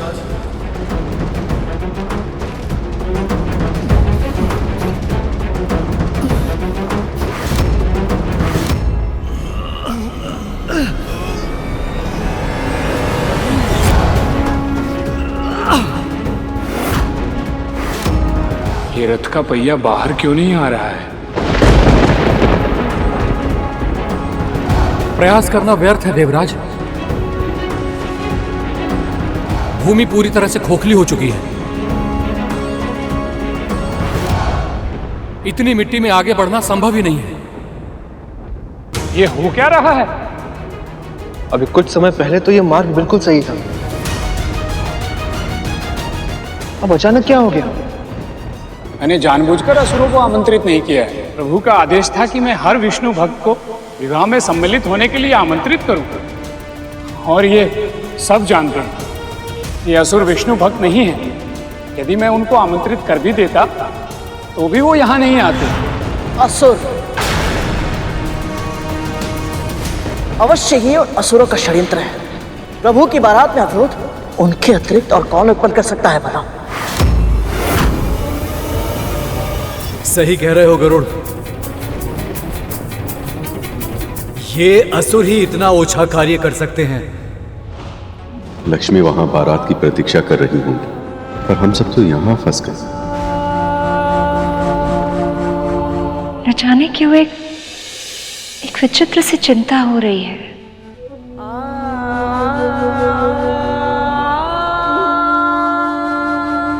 प्रेम,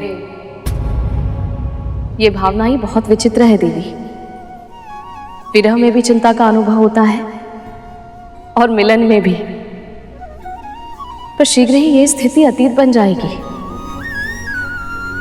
जब परम प्रभु आपका पाणी ग्रहण करेंगे और आपका वर्तमान बन जाएंगे।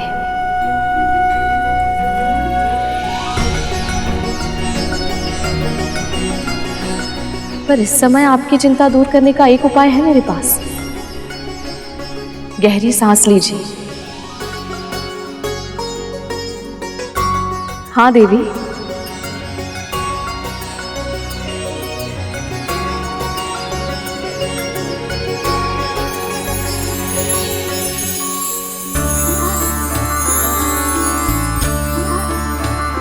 सखी, अब विंता को भी दासी के रूप से निकाल के साड़ी के रंग में ढाल दो। अवश्य सखी।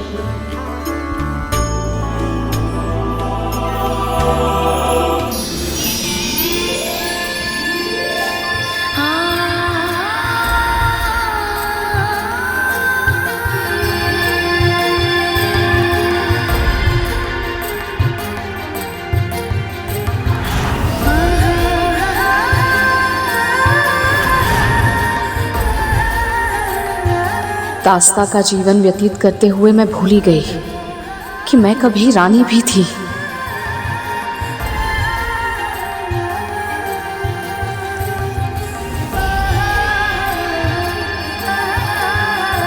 आपकी कृपा अपरंपार है देवी, अपरंपार है।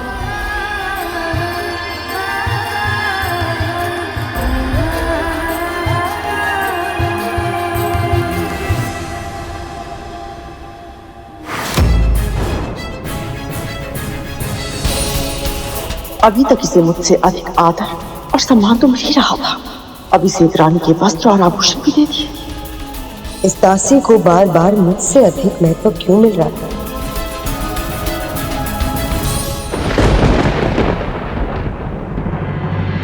एक बार मैं भी प्रयास करके देखता हूँ रथ को उठाने का।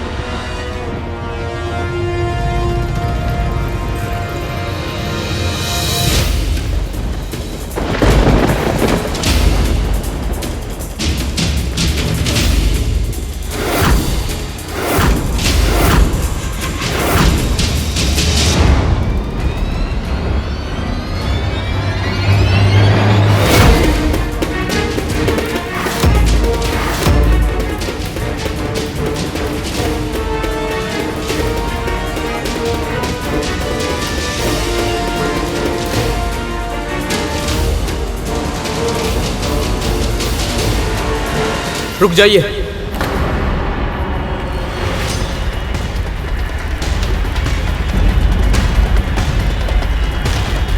आप सभी इस चक्कर को जितना मिट्टी से निकालने का प्रयास कर रहे हैं, ये उतना ही मिट्टी के अंदर धंसता चला जा रहा है।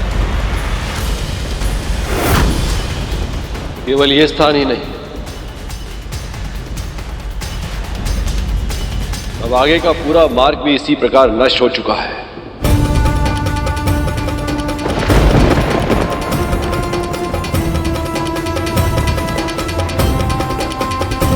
अब बारात और सखा के रथ को इस मार्ग से ले जाना असंभव है।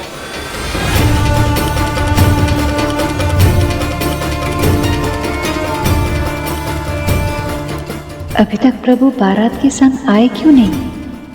इतना विलंब क्यों हो रहा है उन्हें आने में? नारायण नारायण। ये विघ्न दिखने में भले ही छोटा लग रहा हो प्रभु, इसके पीछे अवश्य ही किसी दिव्य शक्ति का हाथ है।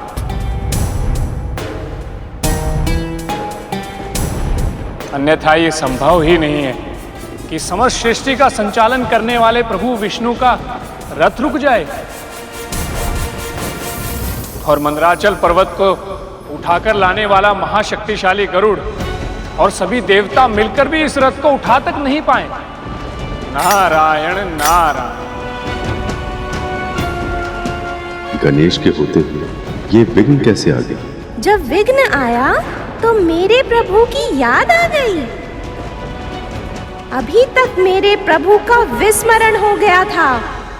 अब इस विघ्न का निवारण कोई नहीं कर सकता।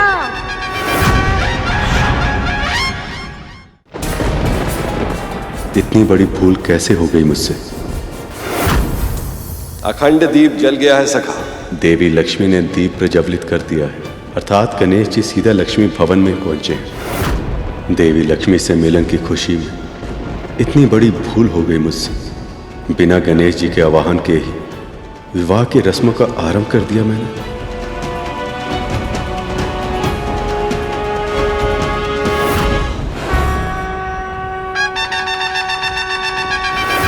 मूषक जी, ये क्या किया आपने?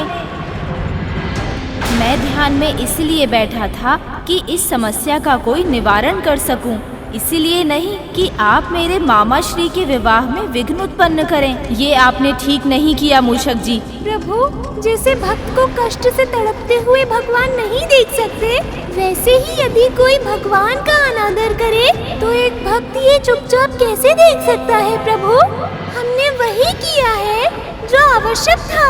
अब उन सबको समझ आएगा कि आपकी प्रतीक्षा ना करके उन लोगों ने कितनी बड़ी भूल की है। आप चाहे तो दंड दे दीजिए प्रभु, हम सभी शीश झुकाकर आपकी हर इच्छा का पालन करेंगे। इस विघ्न का क्या अर्थ हो सकता है देवराज? ये तो मैं नहीं जानता अग्निदेव, बस इतना जानता हूँ कि यदि ये मुहूर्त निकल गया तो इस विवाह में कहीं कोई और अड़चन ना आ जाए। इन असुरों पर विश्वास नहीं करना चाहिए था, वो इसके योग्य ही नहीं है। जब तक ये किसी शुभ कार्य में रुकावट नहीं डाल देते इन्हें प्रसन्नता नहीं मिलती। इस बार अपराध असुरों का नहीं, हमने किया है।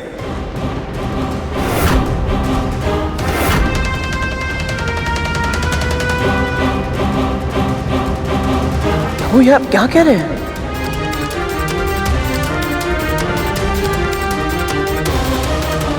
इस विवाह में विघ्न हर्ता ही नहीं पहुंचे तो विघ्न तो पहुंचना ही था। भूल हमारी, हमने उन्हें निमंत्रण तो भेजा पर उनके यहां शीघ्र आने का प्रबंध नहीं किया।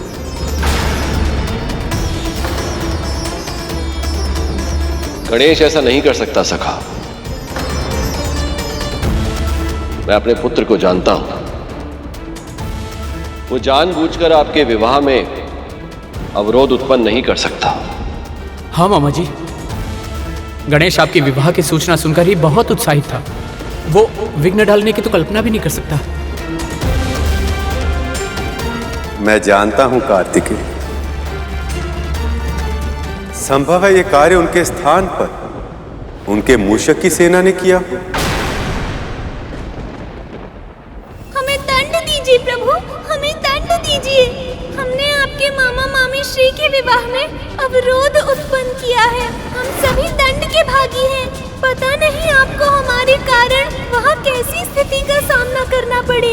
जो भी किया हमने आवेश में आके किया प्रभु। ये संभावना अधिक उचित जान पड़ती है प्रभु। नारायण नारायण। आप सत्य कह रहे हैं प्रभु। जिस ढंग से ये मिट्टी खोदी गई है, इसे देखकर यही प्रतीत होता है कि ये कार्य मूषकों का ही है। हम सब ने एक नियम बनाया था कि गणेश की अनुपस्थिति में कोई भी मंगल कार्य सफलतापूर्वक संपन्न नहीं होगा, और मेरा विवाह भी उस नियम से उपवाद नहीं।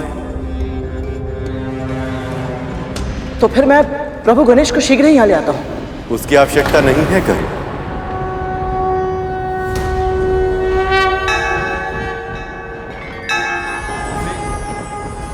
हमसे बहुत बड़ी भूल हो गई गणेश जी, हमें क्षमा कर दीजिए। कृपया हमारा आवाहन स्वीकार कर इस विवाह में शामिल होकर सारे विघ्न दूर करें। प्रभु विष्णु ने स्वयं मेरा आह्वान किया है। दंड नहीं, भोज मिलेगा। उत्तम स्वादिष्ट व्यंजन, नृत्य, संगीत और सबसे बढ़कर मेरे मामा मामी श्री की प्रसन्नता का साक्षी बनने का अवसर मिलेगा। मूषकों, देख क्या रहे हो? प्रस्थान की तैयारी करो। मेरे मामा मामी श्री का विवाह है और उन्होंने मेरा आह्वान किया है।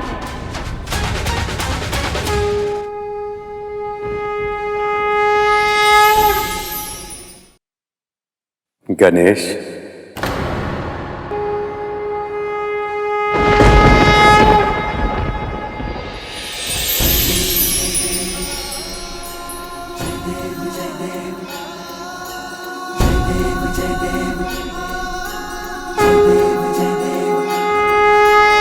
प्रणाम मामाश्री, प्रणाम पिताश्री।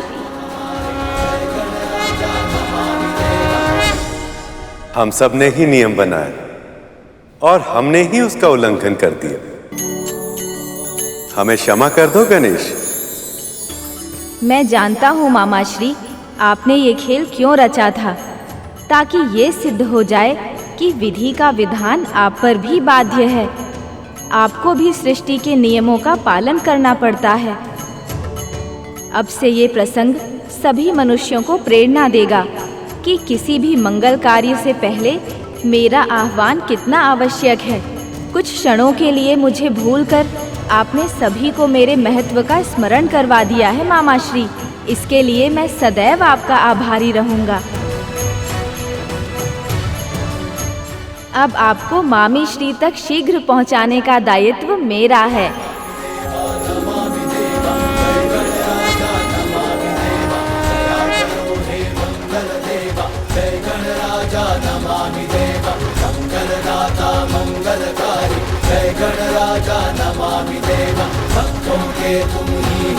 विघ्नहर्ता प्रभु श्री गणेश की जय। विघ्नहर्ता प्रभु श्री गणेश की जय। विघ्नहर्ता प्रभु श्री गणेश की जय।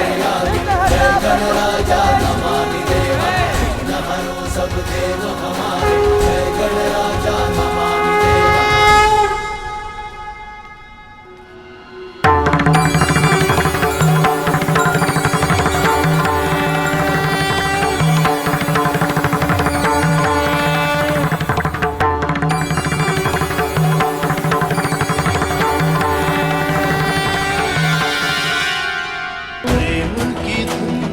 नाचते गाते बाराती सारे संग हो चले हैं। प्रेम की धुन पे नाचते गाते बाराती सारे। अब देवी लक्ष्मी और मेरे मिलन में कोई विघ्न नहीं आएगा।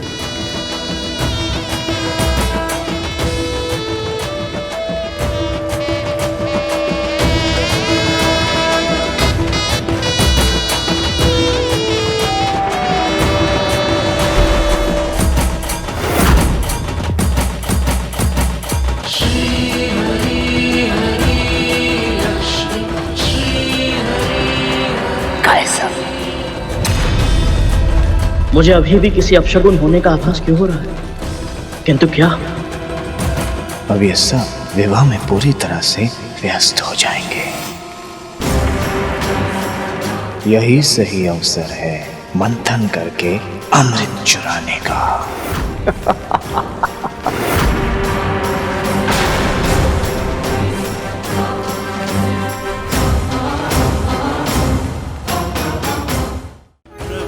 चले हैं जन्मों जन्मों की प्रीत में बंधने, ये लो हमारे प्रभु चले हैं।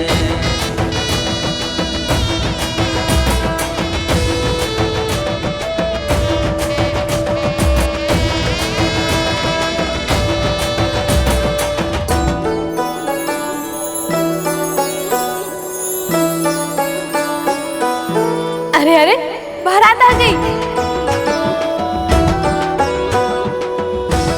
क्या बारात आ गई?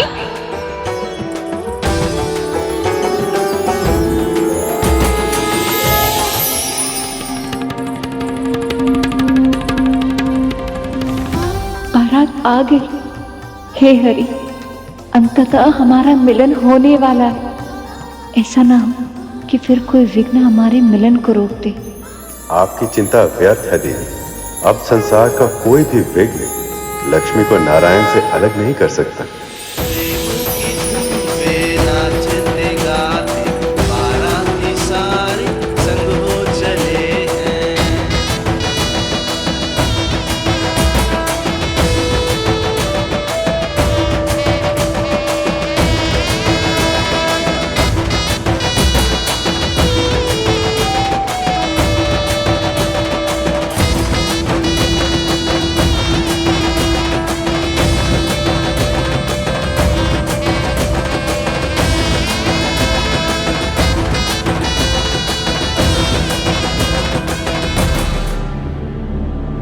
माँ, आप नहीं चलेंगी? अपनी बारात को देखने की इच्छा किस वधू की नहीं होती विंता, पर मेरा जितना मन कर रहा है ना, बारात देखना मेरे लिए उतना ही कठिन है। जब आप किसी विशेष की प्रतीक्षा कर रहे हो, जब आप किसी को बहुत लंबे समय बाद मिल रहे हो, तब आपका हृदय नियंत्रण में नहीं रहता।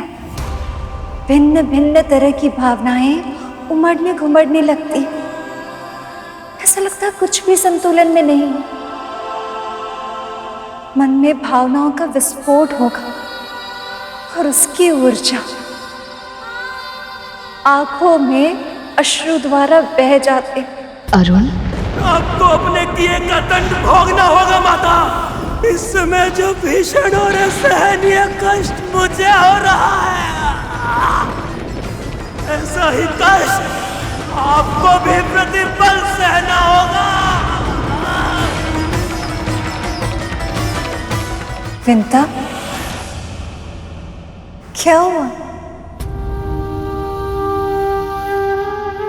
कुछ नहीं माँ, आप चलिए ना। मुझे विश्वास है प्रभु आपको देखने के लिए तरस रहे होंगे।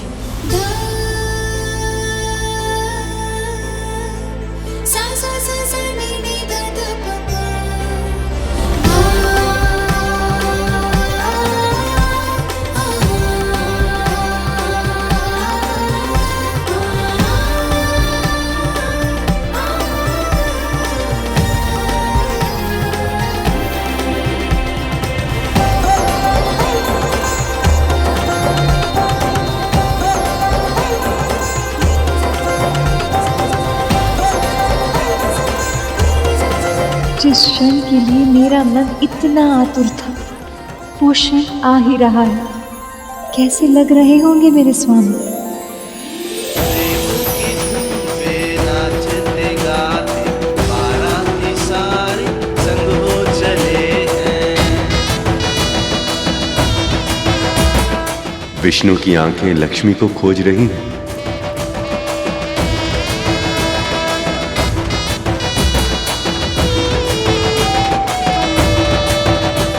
लक्ष्मी, आप कहाँ हैं? मेरे समक्ष आकर मेरे हृदय की आतुरता को शांत करें।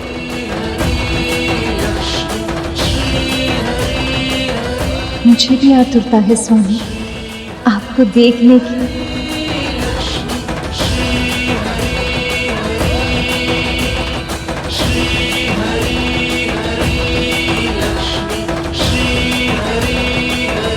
ये सौभाग्य है मेरा कि संसार के स्वामी मेरे जमाता बनकर मेरे द्वार खड़े हैं।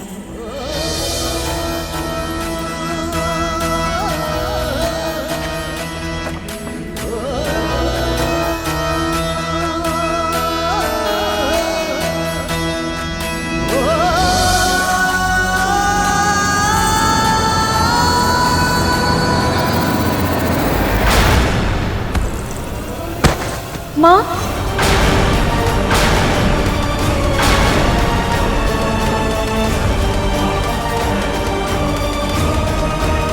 माँ, माँ, क्या हुआ माँ? माँ,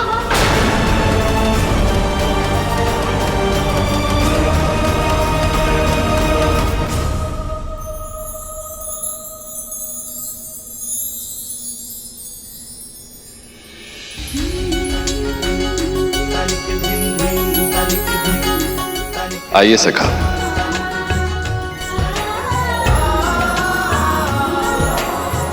मुख्य द्वार की ओर चलेंगे तभी तो मामी श्री के दर्शन हो पाएंगे। मामा श्री, माँ, उठिए माँ, चल पीछे।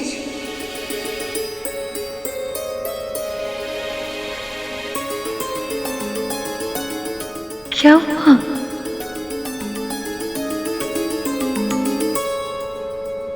क्या? अद्भुत है पुत्री, वो अद्भुत है। मैं आपके पति की क्या आरती उतारूं? सारे संसार का तेज उनके चेहरे पर है। जो स्वयं कमल नयन है, उन्हें कौन से फूल अर्पित करूं? जिससे पवित्र कोई और सुगंध है ही नहीं, उन्हें कौन सी धूप दिखाऊं मैं? संपूर्ण सृष्टि का सौभाग्य का प्रतीक माना जाता है पुत्री आपको, पर आज प्रभु विष्णु को आपके वर के रूप में सजा हुआ देखकर मुझे ऐसा लग रहा था जैसे जो सबका भाग्य संवारती है, आज उन्हीं के भाग्य का उदय हो गया है।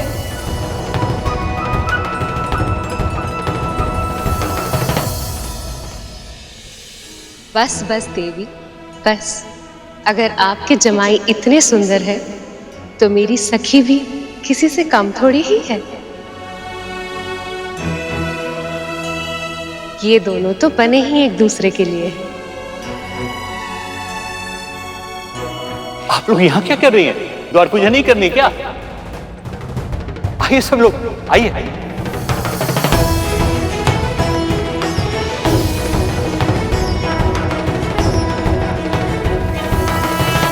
तुम्हें बारात देखने नहीं जाना? अरुण भी तो आया होगा ना? पर माँ, आपको अकेले छोड़कर कैसे जा सकती हूँ मैं? अकेले कहाँ? मैं हूं यहाँ पे।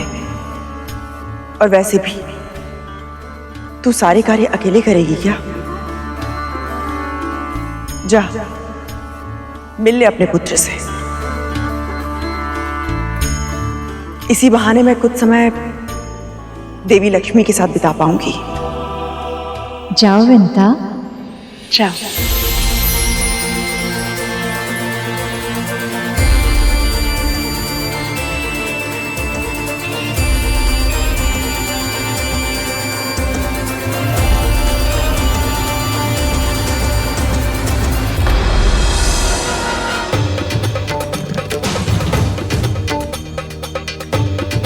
उत्साह की अधिकता में अपने कर्मों के फल भूल गए विंता। सोचा है क्या कहेगी अरुण से? जिस पुत्र का पूरा जीवन तूने नष्ट कर दिया, कैसे करेगी उसका सामना?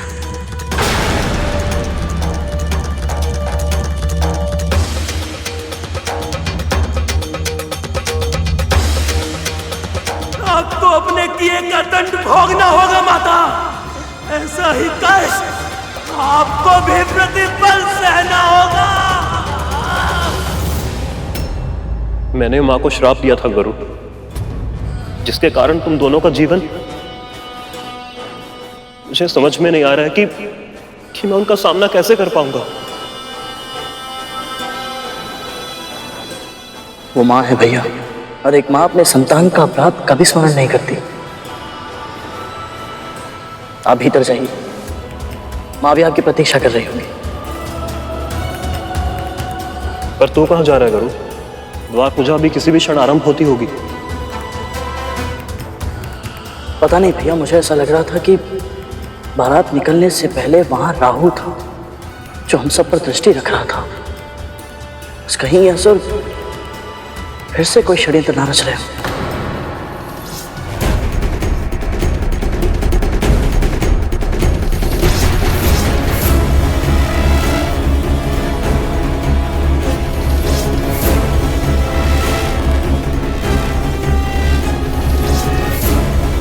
विष्णु के विवाह में सभी देवता व्यस्त होंगे, यही उचित अवसर है मंथन करके अमृत प्राप्त करके अमर होने का।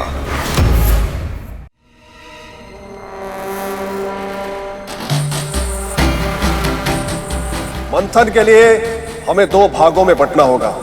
वज्रान, राहु, आधे असुरों को लेकर तुम दोनों वासुकी की पूंछ की ओर चले जाओ। मैं शेष बचे आधे असुरों को लेकर वासुकी को उसके मुंह की ओर से पकड़ता हूं। जी महाराज।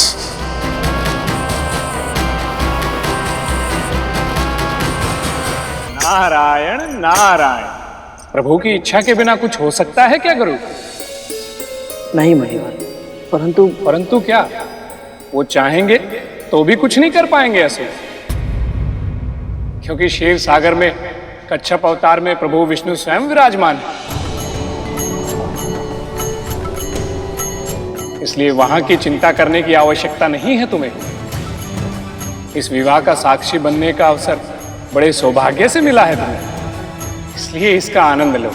नारायण नारायण। हे प्रभु, सब कुशल हो, सब मंगल हो।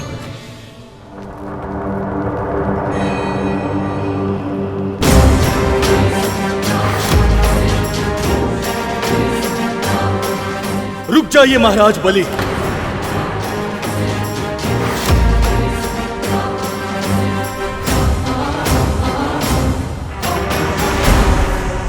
रुक जाइए,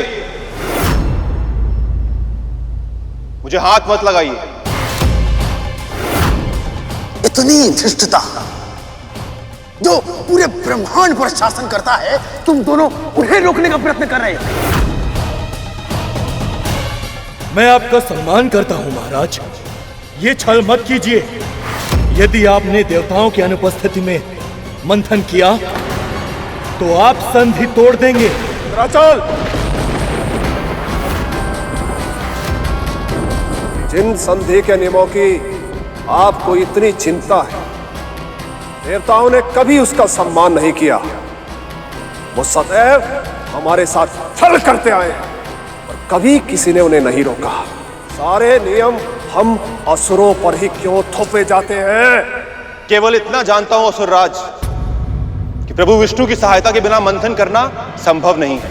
इतनी शीघ्र भूल गए कि आप सब मिलकर भी ना मंदराचल को उठा पाए थे और ना ही मुझे हिला पाए थे। तो फिर आप सबको ऐसा क्यों लगता है कि आप प्रभु विष्णु की इच्छा के बिना मंथन पूरा कर पाएंगे? क्योंकि वासुकी, पहले हमारे गुरुदेव का आशीर्वाद हमारे साथ नहीं था।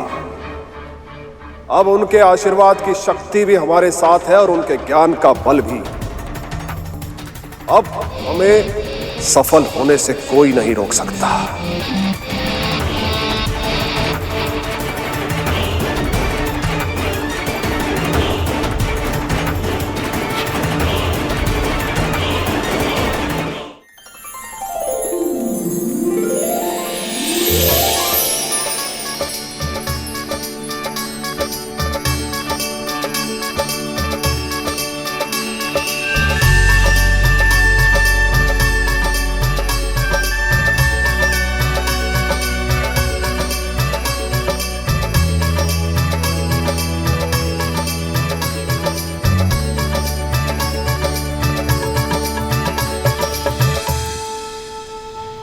प्रभु, आपके प्रत्यक्ष रूप से दर्शन पाकर मैं धन्य हो गई।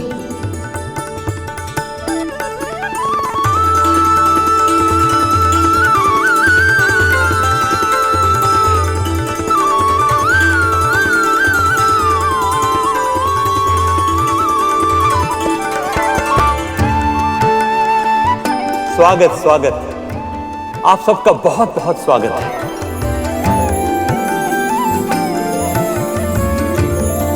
मेरा प्रणाम स्वीकार कीजिए गणपति। वंदन।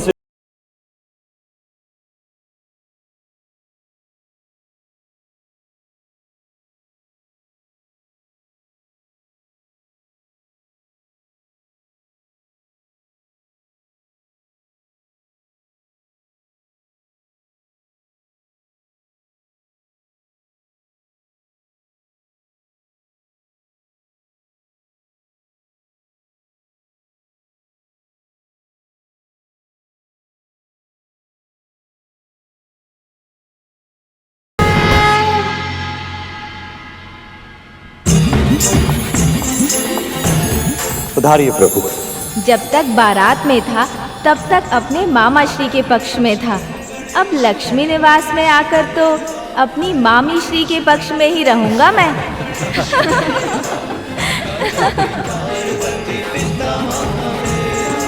नारायण, अपने जमाई का स्वागत सत्कार करना विवाह की सबसे महत्वपूर्ण रीति है। कृपया मुझे चरण धोने की आज्ञा दीजिए। उमंगों की घटा छाई, खुशियों की छटाई,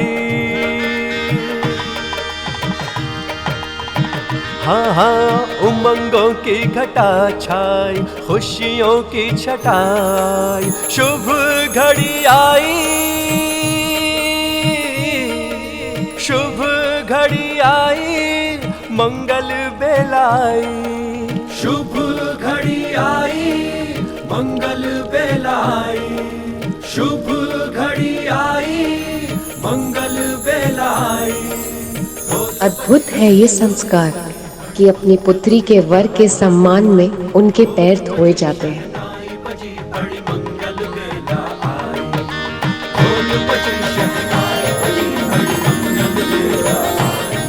पधारिए प्रभु। तनिक रुकिए नारायण, रुकिए। अपनी प्रेमिका से मिलने के लिए कुछ अधिक ही उतावले हो रहे हैं आप। पर आगे तभी बढ़ पाएंगे जब अपनी सासू माँ से नाक खिंचवाएंगे। प्रभु की नाक खींची जाएगी? परंतु क्यों? हाँ गुरु, यही रीति है, पालन तो करना ही होगा।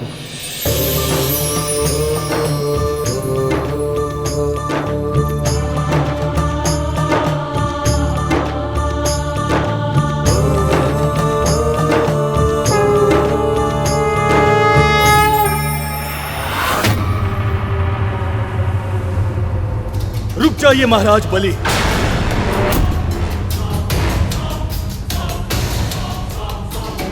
मन में हिंसा और छल जैसे दूषित तामसिक विचारों के साथ यदि आपने मुझे छुआ भी तो इसका परिणाम अच्छा नहीं होगा। मैं स्वयं भस्म हो जाऊंगा अगर आप सबको छल से मंथन नहीं करने दूंगा। प्रभु विष्णु के आशीर्वाद के बिना मैं भी इस मंथन का भाग नहीं बनूंगा महाराज बलि। यदि आप सब मुझे विवश करने का प्रयास करेंगे तो मैं जल्द समाधि ले लूंगा, पर आपके इस कुटिल योजना को सफल नहीं होने दूंगा। मूर्ख! तुम्हें आभास भी है कि तुम दोनों किसे धमकी दे रहे हो? जो पूरे ब्रह्मांड पर शासन करता है, दसों दिशाओं में जिसकी वीरता का स्वर गूंजता है, तुम उसे धमकी दे रहे हो। तुम दोनों अपने दुर्भाग्य को आमंत्रित कर रहे हो। ये मंथन तो होके रहेगा, और यदि तुम दोनों को हमें रोकना है तो तुम दोनों हमसे युद्ध करो।